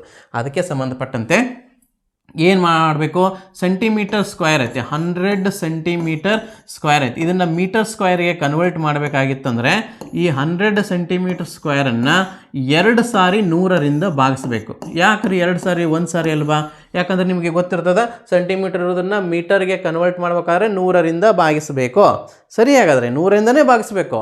ಆದರೆ 2 ಸಾರಿ ಯಾಕೆ ಅಂತಂದರೆ ಉದ್ದದ್ದು 1 ಸಾರಿ ಭಾಗಿಸ್ಬೇಕು, ಅಗಲದ್ದು 1 ಸಾರಿ ಭಾಗಿಸ್ಬೇಕು. ಅಲ್ಲಿ ಸ್ಕ್ವೇರ್ ಐತೆ, ಮೂಲಮಾನ, ಚದರ ಮೂಲಮಾನ ಅಂದಾಗ ಏನಾಗಿರ್ತಲ್ಲ 2 ಆಯಾಮಗಳ ಗುಣಲಬ್ಧ ಆಗಿರ್ತದೆ. ಆದ್ದರಿಂದ ಉದ್ದ ಮತ್ತು ಅಗಲಗಳ ಗುಣಲಬ್ಧ ಆಗಿರ್ತದೆ. ಆದ್ದರಿಂದ ಉದ್ದದ್ದು 1 ಸಾರಿ, ಅಗಲದ್ದು 1 ಸಾರಿ ನಾವು ಭಾಗಿಸ್ತೀವಿ. 2 0 2 0 ಕ್ಯಾನ್ಸಲ್ ಆಯಿತು. ಆನ್ಸರ್ ಏನು ಸಿಕ್ತು ನಮಗೆ 1/100 ಮೀಟರ್ ಸ್ಕ್ವಯರ್ ಆಯಿತು. ಬಟ್ ಅವರು ದಶಮಾಂಶದಲ್ಲಿ ಉತ್ತರವನ್ನು ಕೊಟ್ಟಾರ, ಆದ್ದರಿಂದ 0.01 ಮೀಟರ್ ಸ್ಕ್ವಯರ್ ಇದಕ್ಕೆ ಸರಿಯಾಗಿರುವಂಥ ಒಂದು ಉತ್ತರ. ಹಾಗಾದರೆ ಆಪ್ಷನ್ ಬಿ ಸರಿಯಾಗಿರುವಂಥ ಒಂದು ಉತ್ತರ. ಸರ್ ಇದು ಕ್ಯೂಬ್ ಇದ್ರೆ ಹೆಂಗ್ರಿ ಅಲ್ವಾ, ಇದನ್ನು ಪ್ರಶ್ನೆ ಬರುತ್ತೆ ನಿಮಗೆ. ಇನ್ ಕೇಸ್ ಇದೇ ಪ್ರಶ್ನೆ ಸ್ವಲ್ಪ ನಿಮ್ಗೆ ನಾಲೆಜ್ ಅನುಕೂಲ ಆಗಲಿ ಅನ್ನೋ ಒಂದು ಉದ್ದೇಶಕ್ಕೋಸ್ಕರ ನಾನು ನಿಮಗೆ ಹೇಳ್ತಾ ಇದ್ದೀನಿ. ಓಕೆನಾ. ಏನು ಮಾಡಬೇಕು, ಈಗ ಏನಾರು ಪ್ರಶ್ನೆ ಏನಾರು ಬೇರೆ ಥರ ಕೇಳಿದ, ಏನು ಕೇಳಿದ, 100 ಸೆಂಟಿಮೀಟರ್ ಕ್ಯೂಬ್ ಅನ್ನು ಮೀಟರ್ ಕ್ಯೂಬ್ನಲ್ಲಿ ಬರೆದಾಗ ಮೀಟರ್ ಕ್ಯೂಬ್ನಲ್ಲಿ ಬರೀರಿ ಅಂತ ಏನಾದರೂ ಕೊಟ್ಟರೆ ಅವಾಗ ಏನು ಮಾಡಬೇಕು, 3 ಸಾರಿ ಭಾಗಿಸಬೇಕು. 100 ಸೆಂಟಿಮೀಟರ್ಸ್ ಕ್ಯೂಬ್ ಅನ್ನೋದನ್ನು ಯಾವ ಥರ 3 ಸಾರಿ, ಹೆಂಗೆ, ಉದ್ದದ್ದು 1 ಸಾರಿ 100, ಅಗಲದ್ದು 1 ಸಾರಿ 100 ಮತ್ತು ಎತ್ತರದ್ದು 1 ಸಾರಿ 100, 3 ಸಾರಿ ಭಾಗಿಸ್ಬೇಕಾಗತ್ತೆ ಇಲ್ಲಿ. ಓಕೆ ಅಲ್ವಾ. ಈಗ ಏನಾಗಬೇಕು, 1 2 3 4 ಪ್ಲೇಸಸ್ಗಳನ್ನು ನಾವಿಲ್ಲೇ ಹಾಕಬೇಕಾಗತ್ತೆ. 0.0001 ಮೀಟರ್ ಕ್ಯೂಬ್ ಇದರ ಆನ್ಸರ್ ಆಗುತ್ತೆ. ಅಂದರೆ 2 ಇಲ್ಲಿ ಏನಾಗುತ್ತೆ, ಎಕ್ಸ್ಟ್ರಾ ಬರುತ್ತೆ. ಓಕೆ ಅಲ್ವಾ. ಕ್ಯೂಬಿಗೆ ಏನಾದರೂ ನಾವು ಇದನ್ನ ಕನ್ವರ್ಟ್ ಮಾಡ್ಕೋಬೇಕಾದ್ರೆ, ಘನಕ್ಕೆ ಮಾಡಬೇಕಾದ್ರೆ ಇಲ್ಲಿ ಇನ್ನೊಂದು ಪ್ರಶ್ನೆ ನಿಮಗೆ ಬರ್ಬೋದು. ಏನು ಬರ್ಬೋದು, ಸರ್ ಇನ್ ಕೇಸ್ ಅವ್ರೇನಾದರೂ ಆನ್ಸರನ್ನು ಕೊಟ್ಟು 1 ಮೀಟರ್ ಸ್ಕ್ವೇರ್ ಇದನ್ನು ಸೆಂಟಿಮೀಟರ್ನಲ್ಲಿ ಬರೀರಿ, ಸೆಂಟಿಮೀಟರ್ ಸ್ಕ್ವೇರಲ್ಲಿ ಬರೀರಿ ಅಂದರೆ 2 ಸಾರಿ ಗುಣಾಕಾರ ಮಾಡಬೇಕಾಗುತ್ತೆ. ಓಕೆನಾ. ರೈಟ್.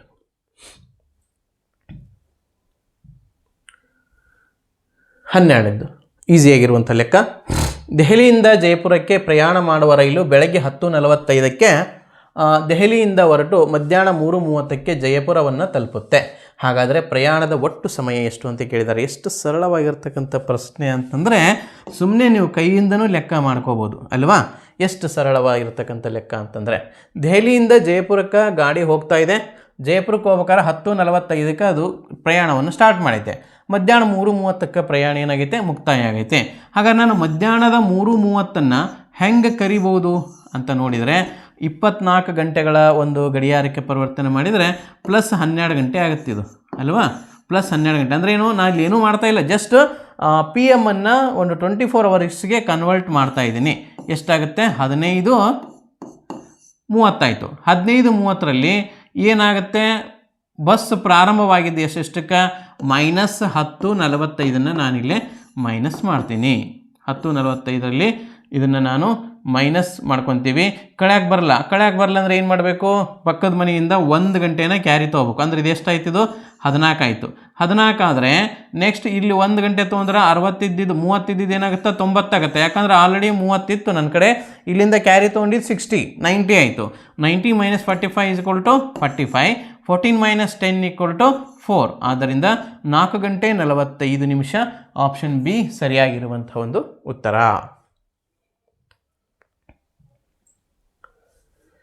ಪ್ರಶ್ನೆ ಸಂಖ್ಯೆ 13. ಕೆಳಗೆ ಕೊಟ್ಟಿರುವ ಲೆಕ್ಕದಲ್ಲಿ ಬಿಟ್ಟಿರುವ ಸ್ಥಳದಲ್ಲಿ ತುಂಬಬೇಕಾಗಿರ್ತಕ್ಕಂಥ ಸಂಖ್ಯೆ ಯಾವುದು ಅಂತ ಕೇಳಿದ್ದಾರೆ. ಬಹಳ ಈಸಿಯಾಗಿರ್ತಕ್ಕಂಥ ಲೆಕ್ಕ ಇದು ಕೂಡ. ಏನು ಮಾಡಬೇಕು, ಮೊದಲ ಇವೆರಡನ್ನು ಕೂಡಿಸಿ ಅದರಲ್ಲಿ ಮೈನಸ್ ಮಾಡಿದರೂ ಬರ್ತಾ, ಅಥವಾ ಫಸ್ಟ್ 86 ಮೈನಸ್ ಮಾಡಿ ಆಮೇಲೆ 86 ಮೈನಸ್ ಮಾಡಿ ಇದರಿಂದ ಭಾಗಾಕಾರ ಮಾಡಿದರೂ ಕೂಡ ಬರುತ್ತೆ. ಓಕೆನಾ. ರೈಟ್. ಹಾಗಾದ್ರೆ ಇಲ್ಲಿ ಯಾವ ಸಂಖ್ಯೆ ಇರಬೇಕಂತ ನನಗೆ ಗೊತ್ತಿಲ್ಲ. ಆ ಸಂಖ್ಯೆ ನಾನು ಏನು ಮಾಡ್ಕೊತೀನಿ, ಎಕ್ಸ್ ಅಂತ ತೆಗೆದುಕೊಳ್ತೀನಿ. 58394 -86 = x × 86. ಓಕೆ ಅಲ್ವಾ. ರೈಟ್. ಅಲ್ಲಿ ಏನು ತುಂಬಬೇಕಂತ ಗೊತ್ತಿಲ್ಲ, ತುಂಬಕ್ಕಾದ ಸಂಖ್ಯೆ ನಾನು ಏನು ತೊಗೊತೀನಿ, ಎಕ್ಸ್ ಅಂತೇಳಿ ತೆಗೆದುಕೊಳ್ತೀನಿ. ಸರಿ. ಹಾಗಾದರೆ 58394ಅಲ್ಲಿ ಇವೆರಡೂ ಮೈನಸ್ ಆಗಿರೋದ್ರಿಂದ ಇವುಗಳನ್ನು ನಾನು ಕೂಡಿಸ್ಬೇಕಾಗತ್ತೆ ಅಲ್ವಾ. -86 ಮತ್ತು -86 ಒಂದು ಸೈಡ್ ನೀವೇನು ಮಾಡ್ಕೋಬೇಕು, ರಫ್ ವರ್ಕ್ ಅಂತ ಮಾಡ್ಕೋಬೇಕು. -86 -86 ಎರಡನ್ನು ಕೂಡಿಸ್ತೀರಿ, 6 6 12 8 16 1 17 -172 ಆಯಿತು. ಅಂದರೆ ಇದರ ಆನ್ಸರು -172 ಬಂತು. ಇವೆರಡನ್ನು ನಾವು ಕೂಡಿಸಿದರೆ ಅಲ್ವಾ. 8 16 1 12. ರೈಟ್. Next 86x. ಓಕೆನಾ. ರೈಟ್. ಇವಾಗ ಮಾಡಬೇಕಾದ ಕೆಲಸ ಏನು, ನಾನು ಮೈನಸ್ ಕೆಲಸ ಮಾಡ್ಕೋಬೇಕು. ಏನು, 58,394ರಲ್ಲಿ 172 ನಾನು ಮೈನಸ್ ಮಾಡ್ತೀನಿ. ಅಲ್ವಾ? 4ರಾಗ 2 ಹೋದ್ರೆ 2, 9ರಾಗ 7 ಹೋದ್ರೆ 2, 3ರಾಗ 1 ಹೋದ್ರೆ 2, 8 ಮತ್ತು 5 ನೋಡಿರಿ. 4ರಲ್ಲಿ 2 ಹೋದ್ರೆ 2, 9ರಾಗ 7 ಹೋದ್ರೆ 2, 3ರಾಗ 1 ಹೋದ್ರೆ 2, 8ಕ್ಕೆ 8, 5ಕ್ಕೆ 5, 58,222 ಇಸ್ ಈಕ್ವಲ್ ಟು 86x. ನನಗೆ ಎಕ್ಸ್ ಈಕ್ವಲ್ ಟು ಬೇಕಾದಾಗ, ಎಕ್ಸ್ ಈಕ್ವಲ್ ಟು ನಾನು ಮಾಡ್ಕೋಬೇಕಾಗಿದ್ದಾಗ ಏನು ಮಾಡ್ಕೊತೀವಿ? 58,222 ಇದು ಡಿವೈಡೆಡ್ ಬೈ ಆಗುತ್ತಲ್ವಾ? 86 ಡಿವೈಡೆಡ್ ಬೈ ಆಗುತ್ತೆ. ಓಕೆ, ಕಟ್ತಾ ಹೊಡ್ರಿ. ಓಕೆ, ಕಟ್ತಾ ಹೊಡೆದ್ರೆ ಏನು ಬರ್ತಾ ಅನ್ನೋದನ್ನು ನೋಡೋಣ. ಇಲ್ಲಿ ಸ್ವಲ್ಪ ಸ್ಪೇಸ್ ಮಾಡ್ಕೊತೀನಿ. ರೈಟ್, 2 ಎಷ್ಟರಲ್ಲಿ ಕಟ್ತಾ ಹೊಡೆಮು? ಕಲರ್ ಬೇರೆ ತೊಗೊಳಮ್, ನೀವು ಕನ್ಫ್ಯೂಸ್ ಆಗಬಾರ್ದಲ್ವ? ಅದಕ್ಕಾಗಿ ಸ್ವಲ್ಪ ಕಲರ್ ಬೇರೆ ತೊಗೊಳೋಣ. 2 4 8, 2 3 6 ಬಂತಲ್ಲ. ನೆಕ್ಸ್ಟು 2 2 4, 1 ಉಳಿತು. 2 9 18 ಪೂರ್ತಿ ಹೋಯ್ತಲ್ವ. ನೆಕ್ಸ್ಟು 2 1 2 1 2 1 ಓಕೆನಾ? Direct. Next 2 9 3 1 divided by 43 divided by 43 ಅನ್ನುವಂಥದ್ದು ಏನಾಗುತ್ತೆ? ಒಂದು ಅವಿಭಾಜ್ಯ ಸಂಖ್ಯೆ ಆಗುತ್ತೆ. ಆದ್ದರಿಂದ ಆಲ್ರೆಡಿ ನಾನು ಇದನ್ನು ಭಾಗಾಕಾರವನ್ನು ಮಾಡಿ ನೋಡಿದ್ದೀನಿ. ಆನ್ಸರ್ ಏನು ಬರುತ್ತೆ ಅಂದರೆ 43 1 3 7 21 ಕಾಮನ್ ಆಗಿ ನಾವಿಲ್ಲಿ ತಿಳ್ಕೊಬೋದು. ರೈಟ್, 43 1 43 677 ಇದರ ಆನ್ಸರ್ ಬರುತ್ತೆ. ಇದರ ಆನ್ಸರ್ ಏನು ಬಂತು? 677 ಸರಿಯಾಗಿರುವಂಥ ಒಂದು ಉತ್ತರ ಆಪ್ಷನ್ ಎ ಸರಿಯಾಗಿದೆ.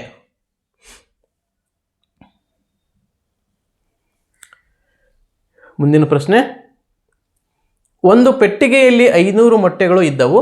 ಅವುಗಳಲ್ಲಿ 3/25 ಒಡೆದು ಹೋಗಿದ್ದವು ಮತ್ತು 1/5 ಅತಿಥಿಗಳಿಗೆ ನೀಡಲಾಯಿತು. ಹಾಗಾದರೆ ಬಳಸಬಹುದಾದಂತಹ ಒಟ್ಟು ಮೊಟ್ಟೆಗಳು ಅನ್ನುವಂಥದ್ದು ಪ್ರಶ್ನೆ ಇಲ್ಲಿ. ಇದಕ್ಕೆ ಆಲ್ ಕೋಚರ್ಸ್ 2 ರೀತಿಯಿಂದ ಆನ್ಸರ್ಗಳನ್ನು ಕೊಡ್ತಾ ಇದ್ದಾರೆ. ಕೆಲವ್ರ ಆನ್ಸರ್ 340 ಬಂದರೆ ಕೆಲವ್ರ ಆನ್ಸರು 440 ಬರುತ್ತೆ. ಇದಕ್ಕೆ ಇಲಾಖೆನೇ ಉತ್ತರಿಸಬೇಕಾಗತ್ತೆ. ಆದರೆ ಎರಡನ್ನೂ ಕೂಡ ನಾನು ನಿಮ್ಮ ಮುಂದೆ ಪ್ರೆಸೆಂಟೇಷನನ್ನು ಮಾಡ್ತೀನಿ. ಇಲಾಖೆ ಇದಕ್ಕೆ ಯಾವ ಫೈನಲ್ ಆನ್ಸರ್ ಕೊಡ್ತದ ಅನ್ನೋದನ್ನು ನೋಡೋಣ. ಪ್ರಶ್ನೆಯನ್ನು ಅರ್ಥೈಸುವುದರ ಮೇಲೆ ಇದರ ಆನ್ಸರ್ ನಿಂತಿದೆ. ಏನಾಗಿದೆ ಅಂತಂದರೆ, ಒಂದು ಪೆಟ್ಟಿಗೆಯಲ್ಲಿ 500 ಮೊಟ್ಟೆಗಳದಾವಂತ. ಒಟ್ಟು ಮೊಟ್ಟೆಗಳ ಸಂಖ್ಯೆ ಎಷ್ಟು? 500.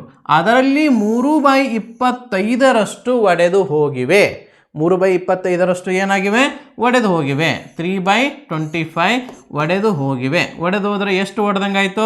25 1 25 2 50 0 23 60 ಮೊಟ್ಟೆಗಳು ಒಡೆದು ಹೋದ ಮೊಟ್ಟೆಗಳು. ಇವು ನಾವು ಏನು ಯೂಸ್ ಮಾಡೋಕ್ಕೆ ಬರಲ್ಲ.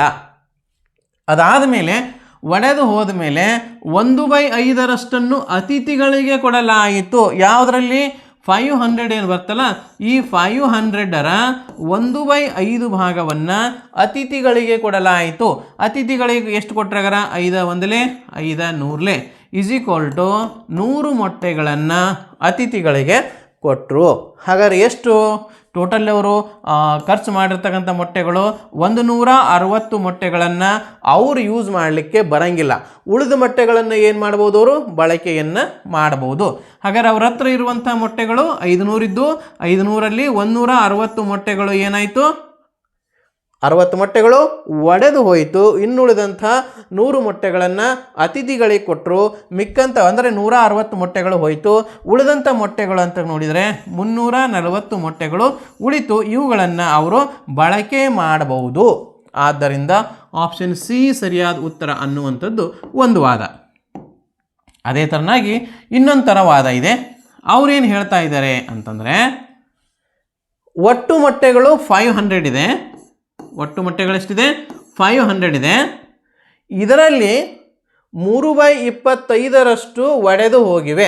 3/25 ಒಡೆದು ಹೋಗಿವೆ ಅಂತಂದರೆ ಯೋಗ್ಯವಾಗಿರುವಂತಹ ಮೊಟ್ಟೆಗಳು ಎಷ್ಟು ಉಳಿತಾವೆ ಅಂತಂದರೆ, ಎಕ್ಸಾಂಪಲ್ ಏನಾಗುತ್ತೆ ಅಂತಂದರೆ 3/25 ನಾವು ಒಡೆದು ಹೋದ್ವು ಅಂದರೆ 22/25 ಚೆನ್ನಾಗದವಂತ ಅರ್ಥ. ಸರಿಯಾಗಿ 25 1 25 2 50 ಏನಾಗುತ್ತೆ? 23 60 ಮೊಟ್ಟೆಗಳು ಒಡೆದು ಹೋಗಿವೆ. ಉಪಯೋಗಕ್ಕೆ ಮಾಡಲಿಕ್ಕೆ ಬರೋದೇ ಇಲ್ಲ. ಹೊಡೆದಿದ್ದನ್ನು ಏನೂ ಯೂಸ್ ಮಾಡೋಕ್ಕೆ ಬರಲ್ಲ. 60 ಮೊಟ್ಟೆಗಳು ಮಾತ್ರ ವೇಸ್ಟ್ ಆಗುತ್ತೆ. ಮಿಕ್ಕಿದ್ದೆಲ್ಲವೂ ಸಹಿತವಾಗಿ ಅತಿಥಿಗಳಿಗೆ ಏನು ಕೊಡ್ತಾರಲ್ಲ, ಅತಿಥಿಗಳಿಗೆ ಕೊಟ್ಟಿದ್ದು ಕೂಡ ಯೂಸ್ ಆಯ್ತಲ್ಲ. ಪ್ರಶ್ನೆ ಏನಿದೆ, ಹಾಗಾದರೆ ಬಳಸಬಹುದಾದಂಥ ಒಟ್ಟು ಮೊಟ್ಟೆಗಳು ಎಷ್ಟು? ಏನು ಇವ್ರು ಬಳಸಬೇಕಾದಂಥ ಮೊಟ್ಟೆಗಳೋ ಅಥವಾ ಟೋಟಲಿ ಅತಿಥಿಗಳದನ್ನು ಸೇರಿ ಬಳಸಬಹುದಾದಂಥ ಮೊಟ್ಟೆಗಳೋ ಅನ್ನುವಂಥದ್ದು ಇಲ್ಲಿ ಪ್ರಶ್ನೆ ಆಗೈತೆ. ಸರಿ, ಹಾಗಾದರೆ ಅತಿಥಿಗಳಿಗೆ ನಾವು ಇದನ್ನು ಇಲ್ಲಿ ಕನ್ಸಿಡರ್ ಬರೋದಿಲ್ಲ ಇದ್ರ ಪ್ರಕಾರ. ಓಕೆ, ಯಾಕೆ ಬರೋದಿಲ್ಲ ಅಂತಂದರೆ 500 ಮೊಟ್ಟೆಗಳಿತ್ತು. 500 ಮೊಟ್ಟೆಗಳಲ್ಲಿ 1/5 ಭಾಗ ಅತಿಥಿಗಳಿಗೆ ನಾವು ಕೊಟ್ಟಿವಿ. ಅಂದ್ರೆ 5 100 ಮೊಟ್ಟೆಗಳನ್ನು ನಾವಿಲ್ಲಿ ಅತಿಥಿಗಳಿಗೆ ಕೊಟ್ಟರೂ ಸಹಿತವಾಗಿ ಈ 100 ಮೊಟ್ಟೆಗಳು ಸಹ ಏನಾಯಿತು ಅಂತಂದರೆ ಯೂಸ್ ಆಯಿತು ಅನ್ನೋ ಒಂದು ಅರ್ಥ ಕೊಡುತ್ತೆ ಅಲ್ವಾ. ಯೂಸ್ ಆಯ್ತಲ್ವಾ. ಆದ್ದರಿಂದ ಇಲ್ಲೊಂದು ವರ್ಡನ್ನು ಯೂಸ್ ಮಾಡ್ಯಾರ ನೋಡ್ರಿ, ಒಟ್ಟು ಮೊಟ್ಟೆಗಳು ಅಂತ ಬಳಸ್ಯಾರ. ಇಲ್ಲಿ ಬಳಸಬಹುದಾದಂಥ ಮೊಟ್ಟೆಗಳಂತ ಕೇಳಿದ್ನಂದರೆ 340 ಅಷ್ಟೇ ಬರ್ತಿತ್ತು. ಯಾಕಂದರೆ ಇಲ್ಲಿ 500 ಇತ್ತು. 500 3/25 ಯಾರಿಗೆ ಒಡೆದು ಹೋಯಿತು. ಅದಾದಮೇಲೆ ಮಿಕ್ಕಿದ್ದು 100 ಅತಿಥಿಗಳಿಗೆ ಕೊಟ್ಟರು. ಎಷ್ಟು ಉಳಿತು ಅಂದರೆ 340 ಉಳಿತು. 340 ಏನಾಯಿತು, ಬಳಸ್ಬೋದಾಗಿತ್ತು ನಾವು. ಆದರೆ ಬಳಸಬಹುದಾದಂಥ ಒಟ್ಟು ಮೊಟ್ಟೆಗಳು ಎಷ್ಟು ಅಂತ ಕೇಳಿದ್ದಾರೆ. ಒಟ್ಟು ಅಂತಂದರೆ ಇಲ್ಲಿ ಏನಾಗುತ್ತೆ, ಇವುಗಳನ್ನೂ ಸಹ ನಾವು ಬಳಸಬಹುದಲ್ಲ ಅಂಥೇಳಿ. ಏನು 340 ಮೊಟ್ಟೆಗಳು ನಾವು ಬಳಕೆ ಮಾಡಬೇಕಾಗಿದ್ದು, ಅತಿಥಿಗಳಿಗೆ ನಾವು ಕೊಟ್ಟಿವಲ್ಲ 100 ಮೊಟ್ಟೆಗಳು, ಅದನ್ನು ಸೇರಿದರೆ 440 ಆಗುತ್ತೆ ಅನ್ನುವಂಥದ್ದು ಕೂಡ ಒಂದು ವಾದ ಅಲ್ವಾ. ಆದ್ದರಿಂದ ಇದನ್ನೂ ಉತ್ತರ ಬರುತ್ತೈತೆ ಈ ಲೆಕ್ಕದ ಪ್ರಕಾರ ಅನ್ನುವಂಥದ್ದಾಗಿದೆ. ಆದ್ದರಿಂದ ಇಲಾಖೆ ಉತ್ತರವನ್ನು ನಾವಿಲ್ಲಿ ಕಾಯಬೇಕಾಗೈತೆ. ನನ್ನ ಪ್ರಕಾರ ಮೇ ಬಿ ಸಿ ಬರಬಹುದು ಅಂತನ್ನುವ ಒಂದು ನಿರೀಕ್ಷೆಯಲ್ಲಿ ನಾವು ಇದ್ದೇವೆ. ಸೊ ಸಿ ಆರ ಬರ್ಬೋದು ಅಥವಾ ಡಿ ಆದರೂ ಬರ್ಬೋದು. ಎರಡರಲ್ಲಿ ಒಂದು ಬರುತ್ತೆ. ಎ ಮತ್ತು ಬಿ ಬರಲಿಕ್ಕೆ ಸಾಧ್ಯತೆ ಇಲ್ಲ. ಯಾಕಂದರೆ ಎ ಏನದು ಒಡೆದು ಹೋದ ಮೊಟ್ಟೆಗಳು, ಬಿ ಅತಿಥಿಗಳಿಗೆ ಕೊಟ್ಟಂಥ ಮೊಟ್ಟೆಗಳು. ಓಕೆ, ನೋಡೋಣ ಇಲಾಖೆ ಉತ್ತರಕ್ಕೆ ವೆಯ್ಟ್ ಮಾಡೋಣ. ನೆಕ್ಸ್ಟ್, ಆ ಪ್ರಶ್ನೆ ಹೆಂಗಿರುತ್ತಂದರೆ, ಪ್ರಶ್ನೆಯನ್ನು ಇಲಾಖೆಯು ಯಾವ ರೀತಿಯಲ್ಲಿ ಅರ್ಥೈಸಿಕೊಂಡಿದೆ ಅನ್ನೋದ್ರ ಮೇಲೆ ಆನ್ಸರ್ ನಿಲ್ಲುತ್ತೆ. ಒಬ್ಬ ಅಂಗಡಿಯವನು 200 ರೂಪಾಯಿಗಳಿಗೆ ಒಂದು ಗಡಿಯಾರವನ್ನು ಖರೀದಿಸುತ್ತಾನೆ ಮತ್ತು 40 ರೂಪಾಯಿ ಲಾಭಕ್ಕೆ ಅದನ್ನು ಮಾರ್ತಾನೆ. ಹಾಗಾದರೆ ಅವನು ಗಡಿಯಾರವನ್ನು ಮಾರಾಟ ಮಾಡಿದ ದರ ಎಷ್ಟಕ್ಕೆ ಮಾರಿದ ಅಂತ ಕೇಳ್ಯಾರ. ಇಷ್ಟು ಸರಳ ಆಗಿರ್ತಕ್ಕಂಥ ಲಾಭ ಹಾನಿ ಲೆಕ್ಕ ನಾನು ನೋಡಿದ್ದಿದೆ ಫಸ್ಟು. 14 ವರ್ಷ ಆಯ್ತು ನಾವು ಕೋಚಿಂಗ್ ಮಾಡಕತ್ತಿ. ಸೊ ಭಾಳ ಸರಳವಾಗಿರ್ತಕ್ಕಂಥ ಪ್ರಶ್ನೆಯನ್ನು ಲಾಭ ಹಾನಿ ಮೇಲೆ ಕೇಳಿದ್ದಾರೆ. ನಾವು ಪ್ರಿಪೇರ್ ಮಾಡಿದ್ದು ನೋಡಿದರೆ ಸಿಕ್ಕಾಪಟ್ಟೆ ಇತ್ತು. ಸುಮಾರು ಒಂದು 2 ಕಿಂಗ್ ಸೈಜ್ ನೋಟ್ಬುಕ್ಕನ್ನು ಅದಕ್ಕಂತಲೇ ಮಾಡಿಸಿದ್ವಿ ಫುಲ್ಲು. ಬಟ್ ಇವ್ರು ಕೇಳಿದ್ದು ಭಾಳಷ್ಟು ಈಸಿಯಾಗಿರ್ತಕ್ಕಂಥ ಒಂದು ಪ್ರಶ್ನೆ. ಇರಲಿ, ಒಬ್ಬ ಅಂಗಡಿಯವನು 200 ರೂಪಾಯಿಗಳಿಗೆ ಒಂದು ಗಡಿಯಾರವನ್ನು ಖರೀದಿಸುತ್ತಾನೆ ಅಂತಂದರೆ ಇದು ಏನಾಗಿರ್ತದೆ, ಕೊಂಡ ಬೆಲೆ ಈಸ್ ಈಕ್ವಲ್ ಟು 200 ರೂಪಾಯಿಗಳು. ನೆಕ್ಸ್ಟು ಅದರ ವಸ್ತುವನ್ನು ಮಾರಾಟ ಮಾಡೋದರಿಂದ ಅವನಿಗೆ ಲಾಭ ಆಗುತ್ತಂತೆ. ಎಷ್ಟಕ್ಕಾಗುತ್ತೆ, 40 ರೂಪಾಯಿ ಅವನಿಗೆ ಲಾಭ ಆಗುತ್ತೆ. ಹಾಗಾದರೆ ಅವನಿಗೆ ಏನು ಕಂಡುಹಿಡಿಬೇಕಾಗೈತೆ, ಈಗ ಮಾರಾಟ ಬೆಲೆಯನ್ನು ಕಂಡುಹಿಡಿಬೇಕಾಗೈತೆ. ಮಾರಾಟ ಬೆಲೆ ಈಸ್ ಈಕ್ವಲ್ ಟು ಕೊಂಡ ಬೆಲೆ ಪ್ಲಸ್ ಲಾಭ. ಕ್ಲಿಯರ್ ಆಗಾರೆ, ಕೊಂಡ ಬೆಲೆ ಎಷ್ಟಿದೆ, 200 ರೂಪಾಯಿ ಇದೆ. ಲಾಭ ಎಷ್ಟಿದೆ, 40 ರೂಪಾಯಿ ಇದೆ. ಎರಡನ್ನು ಸೇರಿದರೆ 240 ರೂಪಾಯಿ ಅವನ ಒಂದು ಮಾರಾಟದ ಬೆಲೆ. ಆಪ್ಷನ್ ಸಿ ಸರಿಯಾಗಿರುವಂತಹ ಒಂದು ಉತ್ತರ. ಸ್ವಲ್ಪ ಗಣಿತ ಇನ್ನೊಂದು ಸ್ವಲ್ಪ ಟಫ್ ಬರಬೇಕಾಗಿತ್ತು ಪ್ರಶ್ನೆ ಪತ್ರಿಕೆ, ಅಂದರೆ ಇನ್ನೊಂದು ಸ್ವಲ್ಪ ಚೆನ್ನಾಗಿ ಆಗ್ತಾಯಿತ್ತು. ಭಾಳಷ್ಟು ಈಸಿ ಕೊಟ್ಟರು ಅಂತ ನನ್ನ ಅನಿಸಿಕೆ. ಓಕೆ, ದ್ರೋಣ ನವೋದಯ ಆನ್ಲೈನ್ ಕ್ಲಾಸಸ್ಗಳ ಬಗ್ಗೆ ವಿಶೇಷವಾಗಿ ಆನ್ಲೈನ್ ಕ್ಲಾಸಸ್ಗಳು ಸಮ್ಮರ್ ವೆಕೇಷನ್ 2026 ಆಲ್ರೆಡಿ ಬೇಸಿಗೆ ತರಬೇತಿ ಶಿಬಿರ ನಮ್ಮಲ್ಲಿ ಆಲ್ರೆಡಿ ಪ್ರಾರಂಭವಾಗಿದೆ. ಯಾರೆಲ್ಲ ನನಗೆ ಕೋಚಿಂಗ್ ಬರೋಕ್ಕಾಗಲ್ಲ ಅಂತಂತೀರಲ್ಲ ಅವರಿಗೆ ಮನೆಯಲ್ಲಿ ಕುಂತು ವರ್ಷ ಪೂರ್ತಿ ಅದಕ್ಕೇನು ಬೇಕು ಕಂಪ್ಲೀಟಾಗಿ ಎಕ್ಸಾಮ್ ಪ್ಯಾಟ್ರಿಗೆ ಸಂಬಂಧಪಟ್ಟಂತೆ ಮನೆಯಲ್ಲಿ ಕುಂತೇ ನೀವು ರೆಡಿ ಆಗ್ಬೋದು. ಆ ಥರ ಒಂದು ಎಕ್ಸಾಮಿನೇಷನನ್ನು ನಾವಿಲ್ಲಿ ಮಾಡ್ತೀವಿ. ಅದಕ್ಕೆ ಪ್ರಿಪ್ರೇಷನನ್ನು ಮಾಡ್ತೀವಿ. ಅಪ್ಲೋಡೆಡ್ ಕ್ಲಾಸ್ಗಳನ್ನು ಕೂಡ ಕೊಡ್ತೀವಿ. ಲೈವ್ ಕ್ಲಾಸಸ್ಗಳನ್ನು ಕೂಡ ಕೊಡ್ತೀವಿ. 100ಕ್ಕೂ ಅಧಿಕ ಎಕ್ಸಾಮ್ಗಳನ್ನು ನಿಮ್ಮ ಮನೆಯಲ್ಲೇ ಕುಂತು ನೀವು ಅಟೆಂಡ್ ಮಾಡಬೇಕು. ಆ ವ್ಯವಸ್ಥೆಯನ್ನು ಕೂಡ ನಾವಿಲ್ಲಿ ಮಾಡಿದ್ದೇವೆ. ಇದಕ್ಕೆ ಬೇಸಿಗೆಯಿಂದನೇ ಕ್ಲಾಸಸ್ಗಳು ಸ್ಟಾರ್ಟ್ ಆಗುತ್ತೆ. ಯಾಕಂದರೆ ಮೋಸ್ಟ್ ಇಂಪಾರ್ಟೆಂಟು ಬೇಸಿಗೆಯಿಂದನೇ ತೊಗೋಬೇಕು. ನಾವು ನಿಮಗೆ 2 ತಿಂಗಳ ನಿಮಗೆ ಫೌಂಡೇಶನ್ ಕ್ಲಾಸ್ ಹಾಕಲಿಕ್ಕೇ ಬೇಕಾಗುತ್ತೆ. ಫೌಂಡೇಶನ್ ಇತ್ತು ಅಂತಂದರೆ ನಾವು ಬೇಗ ನವೋದಯ ಸಿಲೆಬಸ್ಸನ್ನು ಪ್ರಾರಂಭ ಮಾಡ್ಬೋದು. ಸಬ್ಜೆಕ್ಟ್ ಏನಿರುತ್ತೆ, ಕನ್ನಡ ಮತ್ತು ಮ್ಯಾಥ್ಸು ಇಂಗ್ಲೀಷು ಸಂಬಂಧಪಟ್ಟಂತೆ ವಿಶೇಷವಾದ ಕ್ಲಾಸಸ್ಗಳನ್ನು ಸಮ್ಮರಲ್ಲಿ ನಾವು ಮಾಡ್ತೇವೆ. 4th 5th 6th 7th ಅವರು ಕೂಡ ಓನ್ಲಿ ನವೋದಯ ಆಗೋರು ಮಾತ್ರ ಅಲ್ಲ, ಬೇರೆ ನಮಗೆ ನಮ್ಮ ಮಕ್ಕಳು ಸ್ವಲ್ಪ ಸಮ್ಮರ್ದು ವೆಕೇಷನಲ್ಲಿ ಸಮಯವನ್ನು ವ್ಯರ್ಥ ಮಾಡ್ತಾರೆ, ಅವ್ರಿಗೆ ಇನ್ನೂ ಸ್ವಲ್ಪ ಬೇಸಿಕ್ ಫೌಂಡೇಶನ್ ಸ್ಟ್ರಾಂಗ್ ಆಗಲಿ ಅನ್ನೋರು ಕೂಡ ಈ ಕ್ಲಾಸಸ್ಗಳನ್ನು ತೆಗೆದುಕೊಳ್ಬೋದು. ಬೇಸಿಕ್ ಕ್ಲಾಸಸ್ ಫಾರ್ ನವೋದಯ, ಸೈನಿಕ, ಆದರ್ಶ ಸ್ಕೂಲ್ಸ್ ಅವುಗಳಿಗೂ ಕೂಡ ನಾವು ಕ್ಲಾಸಸ್ಗಳನ್ನು ಮಾಡ್ತೇವೆ. ಓಕೆ, ಹೆಚ್ಚಿನ ಒಂದು ಮಾಹಿತಿ ಬೇಕಾಗಿತ್ತು ಅಂದರೆ ನಮ್ಮ ದ್ರೋಣ ಕೋಚಿಂಗ್ ಕ್ಲಾಸಸ್ ಯೂಟ್ಯೂಬ್ ಚಾನಲನ್ನು ನೀವು ಫಾಲೋ ಮಾಡಿದರೆ ನಿಮಗೆ ಹೆಚ್ಚಿನ ಮಾಹಿತಿ ಕೂಡ ಇದರಿಂದ ಸಿಗುತ್ತೆ. ಇದಕ್ಕೆ ಬೇಕಾಗಿರ್ತಕ್ಕಂಥ ನಂಬರು 9986972170, 9538157686, 9741312170. ಆನ್ಲೈನ್ ಕ್ಲಾಸಿಗೆ ಸಂಬಂಧಪಟ್ಟಂತೆ ಎನಿ ಎನ್ಕ್ವೈರೀಸಿಗೋಸ್ಕರ ನೀವು ಈ ಒಂದು 3ನೇ ನಂಬರ್ನ 9741312170 ಈ ನಂಬರ್ಗೆ ನೀವು ಕಾಂಟ್ಯಾಕ್ಟನ್ನು ಮಾಡ್ಬೋದು. ಪ್ರಶ್ನೆ 16. ಒಂದು ಹಣ್ಣಿನ ಅಂಗಡಿಯವನು 1015ಕ್ಕೆ ಆ್ಯಪಲ್ಗಳನ್ನು ಖರೀದಿ ಮಾಡ್ತಾನೆ. ಅದನ್ನು ಆತ ತನ್ನ ಅಂಗಡಿಗೆ ತೆಗೆದುಕೊಂಡು ಬರಲು 100 ರೂಪಾಯಿ ಖರ್ಚು ಮಾಡ್ತಾನೆ, ಟ್ರಾನ್ಸ್ಪೋರ್ಟ್ ಚಾರ್ಜ್. ಓಕೆನಾ, ಟ್ರಾನ್ಸ್ಪೋರ್ಟಿದ್ದು 100 ರೂಪಾಯಿ ಖರ್ಚು ಮಾಡ್ತಾನೆ. ತಾನು ತಂದ ಆ್ಯಪಲ್ಗಳನ್ನು ಆತ ಒಟ್ಟು 2236 ರೂಗಳಿಗೆ ಮಾರಾಟ ಮಾಡ್ತಾನೆ. ಹಾಗಾದರೆ ಆತ ಗಳಿಸಿರ್ತಕ್ಕಂಥ ಲಾಭ ಎಷ್ಟು ಅಂತ ಕೇಳಿರ್ತಾರೆ. ಮಕ್ಕಳೇ, ನಿಮಗೆಲ್ಲ ನೆನಪಿರಲಿ, ಕೊಂಡ ಬೆಲೆ ಅಂದರೆ ಏನೇನು ಸೇರುತ್ತೆ ಅದರಲ್ಲಿ ಅಂದರೆ, ಕೊಂಡ ಬೆಲೆ ಈಸ್ ಈಕ್ವಲ್ ಟು ಅದರಲ್ಲಿ ಸೇರುವಂಥದ್ದು ಏನೇನಪ್ಪ ಅಂತಂದರೆ, ಆ ವಸ್ತುವನ್ನು ನಾವು ಏನು ದುಡ್ಡು ಕೊಟ್ಟು ತೊಗೊತೀವಲ್ಲ ಅದು ಅದರಲ್ಲಿ ಕೊಂಡ ಬೆಲೆಯಲ್ಲಿ ಸೇರುತ್ತೆ. ಅದನ್ನು ಸಾಗಾಣಿಕೆ ವೆಚ್ಚನೂ ಕೊಂಡ ಬೆಲೆಯಲ್ಲೇ ಸೇರುತ್ತೆ. ಅದಕ್ಕೇನಾದರೂ ರಿಪೇರಿ ಮಾಡಿಸಿದರೆ ಅದನ್ನು ಕೂಡ ಕೊಂಡ ಬೆಲೆಯಲ್ಲಿ ಸೇರುತ್ತೆ. ಅದಕ್ಕೆ ಬಣ್ಣ ಹಚ್ಚೋದು, ಪೇಂಟ್ ಹಚ್ಚೋದು, ಇನ್ನೇನೋ ವಸ್ತುಗಳನ್ನು ಅದಕ್ಕೆ ಹಾಕ್ಸೋದು, ಅವೆಲ್ಲವೂ ಸಹ ಎದುರಾಗಿ ಸೇರ್ತಾವಂದರೆ ಕೊಂಡ ಬೆಲೆಯಲ್ಲೇ ಸೇರುತ್ತೆ. ಆದ್ದರಿಂದ ಒಂದು ವಸ್ತು ಆ ಆ್ಯಪಲ್ಗಳನ್ನು ತೆಗೆದುಕೊಂಡಿದ್ದು ಅವರು 1500 ರೂಪಾಯಿಗೆ, ಮತ್ತು ಅದನ್ನು ತಮ್ಮ ಅಂಗಡಿಗೆ ಸಹ ತರಿಸ್ಬೇಕಲ್ಲ, ಅದಕ್ಕೆ 100 ರೂಪಾಯಿ ರಿಕ್ಷಾ ಬಾಡಿಗೆನೋ ಇನ್ನೇನೋ ಕೊಟ್ಟರು. ಆದ್ದರಿಂದ ಕೊಂಡ ಬೆಲೆಯಲ್ಲಿ 1500 ಅಂತ ತೊಗೋಬಾರ್ದು, 1600 ರೂಪಾಯಿ ಅಂತೇಳಿ ತೆಗೆದುಕೊಳ್ಬೇಕು. ಅದಾದಮೇಲೆ ಮಾರಾಟ ಬೆಲೆಯನ್ನು ಕೊಟ್ಟಿದ್ದಾರೆ. ಮಾರಾಟ ಬೆಲೆ ಈಜ್ಕೊಲ್ ಟು 2236 ರೂಪಾಯಿಗಳು ಮಾರಾಟ ಬೆಲೆ ಐತೆ. ಕ್ಲಿಯರ್ ಅಲ್ವಾ? ಸರಿ, ಹಾಗಾದರೆ ಕೊಂಡ ಬೆಲೆ 1600 ಐತೆ, ಮಾರಾಟ ಬೆಲೆ 2736 ಐತೆ. ಆಟೋಮೆಟಿಕ್ಲಿ ನನಗೆ ಏನಾಯಿತು, ಲಾಭ ಆಯಿತು ಅಂತ ಗೊತ್ತಾಯಿತು. ನಿಮ್ಮ ಪುಣ್ಯ ಅವರೇ ಕೇಳ್ಯಾರ ಲಾಭ ಎಷ್ಟಾಯ್ತು ಅಂತ ಕೇಳಿದಾಗ ಲಾಭನೇ ಆಗಿರ್ತದೆ. ಸಮ್ ಟೈಮ್ ಲಾಭ ಅಥವಾ ನಷ್ಟ ಎಷ್ಟು ಅಂತ ಕೇಳ್ತಾರೆ. ಎಷ್ಟೋ ಜನ ಉತ್ತರ ಬಂತು ಅನ್ನೋನ್ನ ಸಡನ್ಲಿ ತೆಗೆದು ನಷ್ಟಕ್ಕೆ ನೀವು ಆನ್ಸರನ್ನು ಹಾಕ್ತೀರಿ. ಓಕೆ, ಲಾಭ ಆಯಿತು.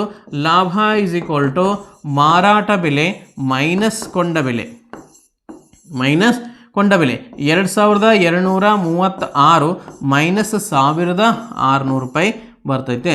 ಸರಿಯಾಗರೆ 6ರಲ್ಲಿ 0 ಹೋದರೆ 6, ನೆಕ್ಸ್ಟ್ 3ರಲ್ಲಿ 0 ಹೋದರೆ 3, ನೆಕ್ಸ್ಟ್ 12ರಲ್ಲಿ 6 ಹೋದರೆ 6, ನೆಕ್ಸ್ಟ್ 0, 636 ರೂಪಾಯಿ ಸರಿಯಾದಂಥ ಉತ್ತರ ಆಪ್ಷನ್ ಬಿ ಸರಿಯಾಗಿದೆ. ಪ್ರಶ್ನೆ ಸಂಖ್ಯೆ 17. ಒಂದು ಪಂಚಭುಜದ ಸುತ್ತಳತೆಯು 80 ಸೆಂಟಿಮೀಟರ್ ಆಗಿದ್ದು ಅದರ 4 ಬಾಹುಗಳ ಮೊತ್ತವು 63 ಸೆಂಟಿಮೀಟರ್ ಆಗಿದೆ. ಹಾಗಾದರೆ ಆ ಪಂಚಭುಜದ 5ನೇ ಬಾಹುವಿನ ಉದ್ದ ಏನು ಅಂತ ಕೇಳಿದ್ದಾರೆ. ಎಷ್ಟು ಸರಳ ಪ್ರಶ್ನೆ ಅಂತಂದರೆ, 5 ಭುಜ ಐತಂತ ಒಂದು ಯಾವುದೋ ಪಂಚಭುಜವನ್ನು ಮಾಡ್ಯಾರ. ಓಕೆನಾ, ಬಹಳಷ್ಟು ಸರಳವಾಗಿರ್ತಕ್ಕಂಥ ಪ್ರಶ್ನೆ.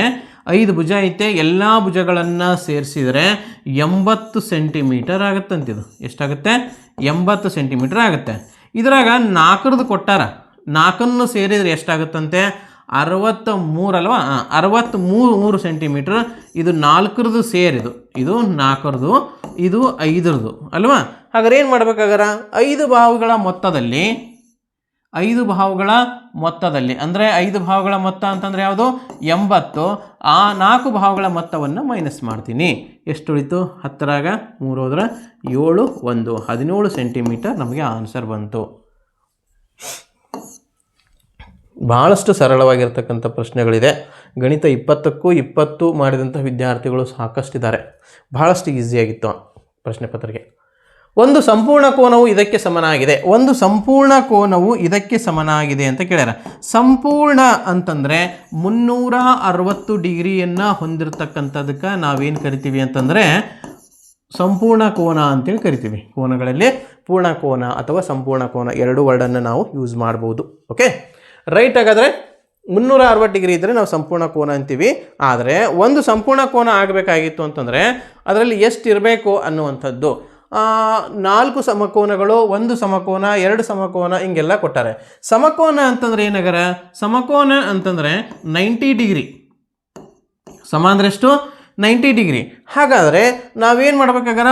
ಒಂದು ಸಂಪೂರ್ಣ ಕೋನ ಅಂತಂದರೆ 360 ಡಿಗ್ರಿ, ಒಂದು ಸಮಕೋನ ಅಂತ ಕರಿಬೇಕಾಗಿದ್ದರೆ 90 ಡಿಗ್ರಿ. ಹಾಗಾದರೆ ಕಡ್ತಾ ಹೊಡೆಯವು 9 9 94. ಹಾಗಾದರೆ 4 ಸಮಕೋನಗಳು ಸೇರಿದರೆ ಒಂದು ಪೂರ್ಣಕೋನ ಆಗುತ್ತೆ. ಅರ್ಥ ಆಯ್ತಲ್ವಾ? ಒಂದು ಸಮಕೋನ ಅಂತಂದರೆ 360 ಡಿಗ್ರಿ. 360 ಡಿಗ್ರಿಯಲ್ಲಿ ಲಂಬಕೋನಗಳು ಎಷ್ಟು ಬರ್ತಾವೆ ಅಂತಂದರೆ 4 ಲಂಬಕೋನಗಳನ್ನು ನಾವಿಲ್ಲಿ ನೋಡ್ಬೋದು. ಆಪ್ಷನ್ ಡಿ ಸರಿಯಾಗಿದೆ.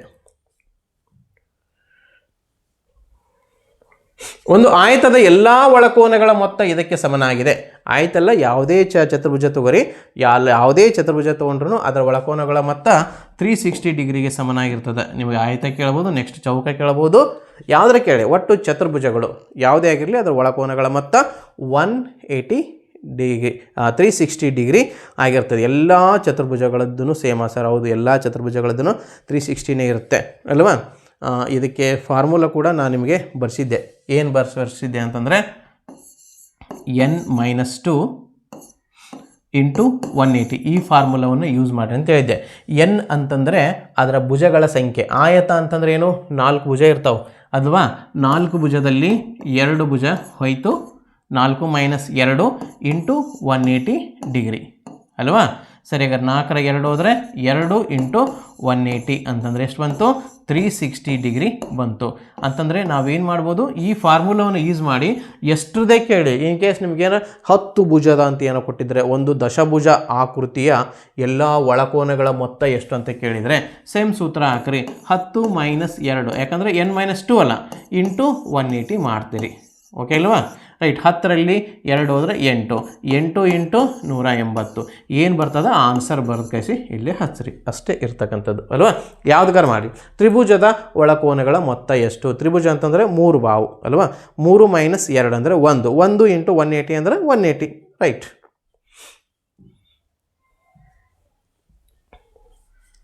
ಒಂದು ಕುಟುಂಬ 115 ಕುಟುಂಬಗಳ ಒಂದು ಸಮೀಕ್ಷೆಯಲ್ಲಿ ಪ್ರತಿ ಕುಟುಂಬದಲ್ಲಿನ ಮಕ್ಕಳ ಸಂಖ್ಯೆಗಳನ್ನು ದಾಖಲಿಸಿಕೊಂಡು ದೊರಕಿದ ದತ್ತಾಂಶಗಳನ್ನು ಸ್ತಂಭ ನಕ್ಷೆಯ ಮೂಲಕ ಚಿತ್ರಿಸಲಾಗಿದೆ.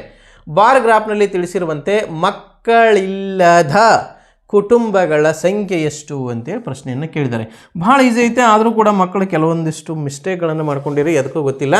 ನೋಡಿರಿ ಏನು ಕೊಟ್ಟಿದ್ದಾರೆ ಅಂದರೆ, ಕನಿಷ್ಠ 115 ಕುಟುಂಬಗಳಿಗೆ ಅವ್ರು ಏನು ಮಾಡಿದ್ದಾರೆ ಅಂದರೆ ಭೇಟಿ ಕೊಟ್ಟಿದ್ದಾರೆ. ಒಟ್ಟು 115 ಕುಟುಂಬಗಳಿಗೆ ಭೇಟಿ ಕೊಟ್ಟಿದ್ದಾರೆ. ಅದರಲ್ಲಿ ಕನಿಷ್ಠ ನಿಮ್ಮ ಮನ್ಯಾಗ 1 ಮಕ್ಕಳದಾವ, ನಿಮ್ಮ ಮನ್ಯಾಗ 2 ಮಕ್ಕಳದಾವ, ನಿಮ್ಮ ಮನ್ಯಾಗ 3 ಮಕ್ಕಳದಾವ, 4 ಮಕ್ಕಳದಾವ, ಹೀಗೆಲ್ಲ ಏನು ಮಾಡ್ಯಾರ ಅವರು? ಸರ್ವೆ ಮಾಡ್ಯಾರ. ಸರ್ವೆ ಮಾಡಿದಾಗ ಒಂದು ಅಂಕಿ ಅಂಶದ ದತ್ತಾಂಶ ಅವ್ರಿಗೆ ಸಿಕ್ಕೈತೆ. ಏನು ಸಿಕ್ಕೈತೆ? 1 ಮಕ್ಕಳಿರುವಂಥವ್ರು 20 ಜನ ಅದಾರ, ಅಂದರೆ 20 ಕುಟುಂಬಗಳದಾವು. 2 ಮಕ್ಕಳಿರುವಂಥವು 30 ಕುಟುಂಬಗಳದಾವು. 3 ಮಕ್ಕಳು ಇರುವಂಥವು 35 ಕುಟುಂಬಗಳು ಅವರಿಗೆ ಸಿಕ್ಕು. ನೆಕ್ಸ್ಟ್ 4 ಮಕ್ಕಳು ಇರುವಂಥವು 5 ಕುಟುಂಬಗಳು ಸಿಕ್ಕು. ಹಾಗಾದ್ರೆ ಎಲ್ಲ ಸೇರಿ ಎಷ್ಟಾಯ್ತಗಾರ? 1 ಮಗು ಇರುವಂತಹ ಕುಟುಂಬಗಳ ಸಂಖ್ಯೆ, ಒಂದೇ ಮಗು ಇರುವಂಥ ಕುಟುಂಬಗಳ ಸಂಖ್ಯೆ 20, 2 ಮಕ್ಕಳು ಇರುವಂತಹ ಕುಟುಂಬಗಳ ಸಂಖ್ಯೆ 30, 3 ಮಕ್ಕಳು ಇರುವಂತಹ ಕುಟುಂಬಗಳ ಸಂಖ್ಯೆ 35, 4 ಮಕ್ಕಳು ಇರುವಂತಹ ಕುಟುಂಬಗಳ ಸಂಖ್ಯೆ 5. ಇಷ್ಟು ಅವರಿಗೆ ಸಿಕ್ತು ಸರ್ವೆ ಪ್ರಕಾರ. 5, 5, 10, 3, 2, 9, 90 ಕುಟುಂಬಗಳು. ಒಟ್ಟು ಕುಟುಂಬಗಳು ಇವೇನು? ಕನಿಷ್ಠ ಒಂದಾದರೂ ಮಕ್ಕಳು ಇರುವಂಥ ಕುಟುಂಬಗಳು. 1 ಮಕ್ಕಳು ಇರ್ಬೋದು, 2 ಮಕ್ಕಳು, ಟೋಟಲ್ ಇವರು ಮಕ್ಕಳು ಇದ್ದಾರೆ ಅಲ್ವಾ? ಮಕ್ಕಳಿರೋರು. ಹಾಗಾದರೆ 115 ಕುಟುಂಬಗಳನ್ನು ಸರ್ವೆ ಮಾಡಿದ್ದಾರೆ. ಅದರಲ್ಲಿ ಮಕ್ಕಳಿರೋ ಎಷ್ಟು ಜನ ಆದರೂ? 90 ಜನ ಆದರು. ಹಾಗಾದರೆ ಮಿಕ್ಕವರಿಗೆ ಮಕ್ಕಳಿಲ್ಲ ಅಲ್ವಾ? ಆದ್ದರಿಂದ 115ರಲ್ಲಿ 90ನ್ನು ನಾವು ಮೈನಸ್ ಮಾಡಬೇಕು. ಮೈನಸ್ ಮಾಡಿದರೆ 5, ನೆಕ್ಸ್ಟು 11ರಲ್ಲಿ 2 ಉಳಿತು, 5ಕ್ಕೆ 5, 11, 9, 2, 0. 25 ಕುಟುಂಬಗಳಿಗೆ ಮಕ್ಕಳಿಲ್ಲ. ಭಾಳಷ್ಟು ಈಸಿಯಾಗಿರ್ತಕ್ಕಂಥ ನೋಡಿರಿ. ಮಕ್ಕಳಿರುವರ ಸಂಖ್ಯೆ ಎಷ್ಟು? ಹಾಗಾದ್ರೆ 115 ಕುಟುಂಬಗಳನ್ನು ಸರ್ವೆ ಮಾಡಿದ್ರು, ಅದರಲ್ಲಿ 90 ಕುಟುಂಬಗಳಿಗೆ ಮಕ್ಕಳಿಲ್ವಲ್ಲ, ಆದ್ದರಿಂದ ಅವರು ಮೈನಸ್ ಮಾಡಿದರೆ ಉಳಿದ 25 ಕುಟುಂಬಗಳಿಗೆ ಟೋಟಲ್ ಇವ್ರಿಗೆ 1 ಮಕ್ಕಳಿಲ್ಲ. ಓಕೆ ಅಲ್ವಾ? ಭಾಳಷ್ಟು ಈಸಿಯಾಗಿರ್ತಕ್ಕಂಥ ಒಂದು ಪ್ರಶ್ನೆ. ಓಕೆ, ನೆಕ್ಸ್ಟ್ 20ನೇ ಪ್ರಶ್ನೆ ಆಯಿತು. 20 ಪ್ರಶ್ನೆಗಳನ್ನು ವಿವರಣಾ ಸಹಿತವಾಗಿ ಗರಿಷ್ಠ ಮಟ್ಟದಲ್ಲಿ ನಿಮಗೆ ತಿಳಿಸಲಿಕ್ಕೆ ನಾನು ಪ್ರಯತ್ನವನ್ನು ಮಾಡಿದ್ದೇನೆ. ಮುಂದಿನ ಕ್ಲಾಸಸ್ಸನ್ನು ಮತ್ತೆ ನೀವು ನೋಡಿರಿ. ಇದಾದಮೇಲೆ ನೆಕ್ಸ್ಟ್ ಒಂದು ಕಟ್ ಆಫ್ ಎಷ್ಟಕ್ಕೆ ನಿಂದಿರುತ್ತೆ ಅನ್ನೋದ್ರ ಬಗ್ಗೆ ಒಂದು ಕಟ್ ಆಫ್ ವಿಡಿಯೋನ ನಿಮ್ಗೆ ಹಾಕ್ತೀನಿ. ಹೆಚ್ಚಿನ ಒಂದು ವಿಡಿಯೋಗಳಿಗೋಸ್ಕರ ನಮ್ಮ ದ್ರೋಣ ಚಾನಲನ್ನು ಸಬ್ಸ್ಕ್ರೈಬ್ ಮಾಡ್ಕೊರಿ. ನಿಮ್ಮ ಕಂಪ್ಲೀಟ್ ವಿಡಿಯೋ ನಿಮಗೆ ಕೊಡುವ ವ್ಯವಸ್ಥೆಯನ್ನು ನಾವು ಮಾಡ್ತೀವಿ. ಲೈಕ್ ಮಾಡಿರಿ, ಶೇರ್ ಮಾಡಿರಿ ಅಂತ ಹೇಳ್ತಾ, ನೆಕ್ಸ್ಟ್ ವಿಡಿಯೋ ಕಟ್ ಆಫ್ ಎಲ್ಲೆಲ್ಲಿ ನಿಂದಿರುತ್ತೆ ನಿಮ್ಮದು ಅನ್ನೋದನ್ನು ಸಹಿತವಾಗಿ ನೋಡಲಿಕ್ಕೆ ಮುಂದಿನ ವಿಡಿಯೋ ನಿಮಗೆ ಬೇಕಾಗುತ್ತೆ. ಆದ್ದರಿಂದ ಚಾನಲನ್ನು ಸಬ್ಸ್ಕ್ರೈಬ್ ಮಾಡಿಕೊಂಡ್ರೆ ಮಾಡಿಕೊಂಡ್ರೆ ನಿಮಗೆ ನೆಕ್ಸ್ಟ್ ವಿಡಿಯೋ ಕೂಡ ನಿಮಗೆ ಸಿಗುತ್ತೆ ಅಂತ ಹೇಳ್ತಾ ಇವತ್ತಿನ ವಿಡಿಯೋವನ್ನು ಮುಗಿಸ್ತಾ ಇದ್ದೀನಿ. ಮುಂದಿನ ವಿಡಿಯೋದಲ್ಲಿ ಮತ್ತೆ ಸಿಗೋಣ. ಬಾಯ್.